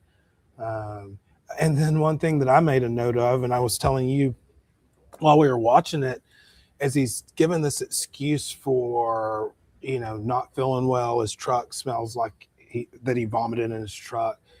And at some point he makes this statement, I actually feel a lot better now. And when you think about when he says that, everything that he's done that day, he's killed a girl, kidnapped a girl, tortured a girl, dumped a girl. I mean, all the things that have probably happened in the last 24 to 36 hours of that, and to say, but, oh, you know what? I feel so much better now. And I can't imagine, I can't get how in the world that could come out of your mouth at that point. And he's so calm when he talks to the people, his dispatch, and I think it was his girlfriend. No, he doesn't sound out of breath. He doesn't sound like he does not. It's just, I've got my story and I'm sticking to it. Right. Until I can come up with another story. Right. As needed. Right. And, when he pulls into the garage and we could see the FedEx van or trucks around there, and, he's starting to gradually put his things in his backpack, and then you can see him reach over in the passenger seat, and he gets what's wadded up. And, apart from the testimony that you heard earlier, what that might be, you see him unfold, and it looks like Athena's jeans and her panties. And then it's in his lap. It looks like he's kind of thinking what to do. He scrunches them up, puts them in the backpack along with his other items to leave for the day. Business as usual. I mean, just. Well, and then we know what he's going to do the next day. He's going to go to work, and he's going to start trying to deliver the new packages that he's getting, and also the ones that he didn't deliver the day before. Right. And then he's going to have this encounter on the roadway where where the road is blocked off because people are searching for the little girl that he has kidnapped and killed, and he's frustrated because he can't get through. Right. Honking the horn at people, acting like he's so surprised that, a girl. Are you kidding me? Are you kidding me? Are you serious? I think is what he says. So it's just that you can be that way. I mean, we can't think of how a person can act like that, can be so nonchalant, can live life as usual, or as normal, with everything that we now know has happened in the hours leading up to that. When I think about how we started today, we started with Athena's dad, this, very difficult testimony, listening to her father recount, how he had self-destructed Right. after the death of his daughter. And then to go from there to seeing these videos earlier this morning where they were showing how he was covering up the camera. So a couple times from the days before Athena's kidnapping, and then from the day of. You see that. You see the calculatedness. And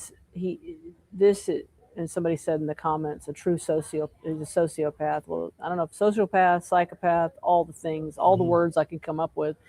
And then we heard Rebecca Lopez and Terry Bentley Hill, an attorney that went over to the courthouse, coming out and describing for us the 40 minutes of video that they had watched, and how on that video you see him take Athena to the truck, lift her up into the truck, and she's questioning, like, what's going on? Like, are you a kidnapper? And sort of this whole stranger danger thing, and then him taking her, and you hear him assault her, and you hear him tell her to take her shirt off, and hear him and her questioning him about it, and then you hear her,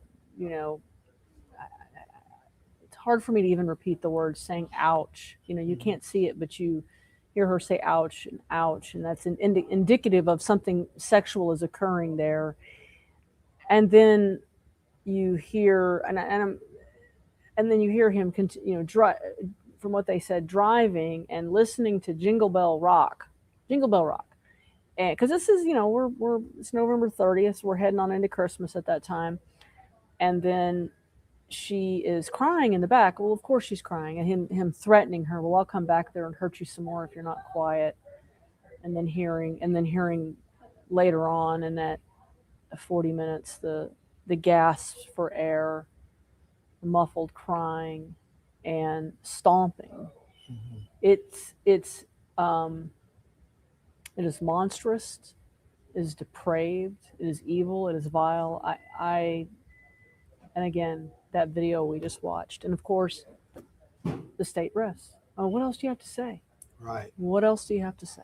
And now the jury gets to go, and this is the last thing that they see for the next 4 or 5 days. The last things that they get to think about, and I'm quite sure it's quite heavy, and they will think about this every day that they're waiting until they come back. If you remember, just seeing what I thought was interesting is as he gets closer to the FedEx place where the trucks are, you could see him remove that little driver's license or whatever that covers the front. Because he thinks he's gotten away with it. Because he thinks he's gotten away with it. And so, it is one of those things that you cannot imagine. And I keep going back to what the medical examiner said. There wasn't really a part of her body that didn't have an injury or some sort of injury or defect or whatever, that basically he touched, injured every part of her. And that's what the jurors got to listen to earlier today. Yeah, no, they sure did. People are asking me, why is it till next week? Let me explain. So tomorrow, Monday and Tuesday, they're going to have hearings. These are special hearings that they have, and Keith can explain it better, essentially to qualify expert witnesses. So Keith, explain to folks what that means. Okay, so what they're going to have is, I would assume that the defense has expert witnesses or people that they want to designate as expert witnesses. And when you do that, you have to have a hearing outside the presence of the jury, so that witness can testify, so that witness can tell the state and the defense what their expertise is, what science that they used in determining the opinion that they're going to give, because they're going to give an expert opinion. And then the judge has to make a determination whether or not he's going to allow their testimony as an expert. So The benefit to that is that both sides get a preview of what the witness is going to testify to, and it also narrows the scope of what the witness is going to testify to. So if the witness is an expert in one thing and the witness gets up and tries to testify to something else outside of what was discussed in that hearing, then the opposite side could make an objection. So Right. these hearings, I would assume, because there are going to be a lot of doctors or a lot of experts or people designated as experts, they've got to have these hearings. The judge has to listen to what they have to say, and he has to make a determination whether or not he's going to allow their testimony as an expert witness. Right. And so that's explaining why the trial won't pick back up in a way where it's going to be publicly streamed. The judge is only allowing us to stream for the most part when the jury's in session, and frankly, I don't really know that we would need to stream all those hearings. A lot of that really is just like I said, like qualifying those witnesses to be able to testify in this case. We are planning on Friday, Monday, and Tuesday to re-air on WFA Plus, folks. WFA Plus. We're going to re-air day 1 tomorrow, and then on Monday we will re-air day 2, and then on Tuesday we will re-air today. So if you, those are, I think, 3 really key days, and if you're coming in late, that is a way to kind of, for want of a better word, catch up. But today has, it's like, even in the points where I couldn't understand what they were doing, and I still think it's some of the DNA stuff that they could have tightened it up a little bit, but I get it now. Well, I get it. I think today the picture came a little bit clearer, right? Like, I think that the state's been working and building and building and building their case, and I think today was the day that it really came into focus on a lot of things, and I think with us watching his interview again while the jurors were watching the truck videos that the judge wasn't going to stream or allow us to stream, I think that now, knowing this and going back and hearing what he first told the officers, it just puts it in a whole new context of how bad his lies were, how so off the mark. He wasn't even trying to give them the truth at any point in time until he's actually confronted with what they have found out while he's talking to them. Okay, folks keep asking me if Rebecca will be back. She will. We're waiting on her. Zeke, do we have any word on Rebecca and Terry in terms of what's going on with them? I'm listening to. Go ahead.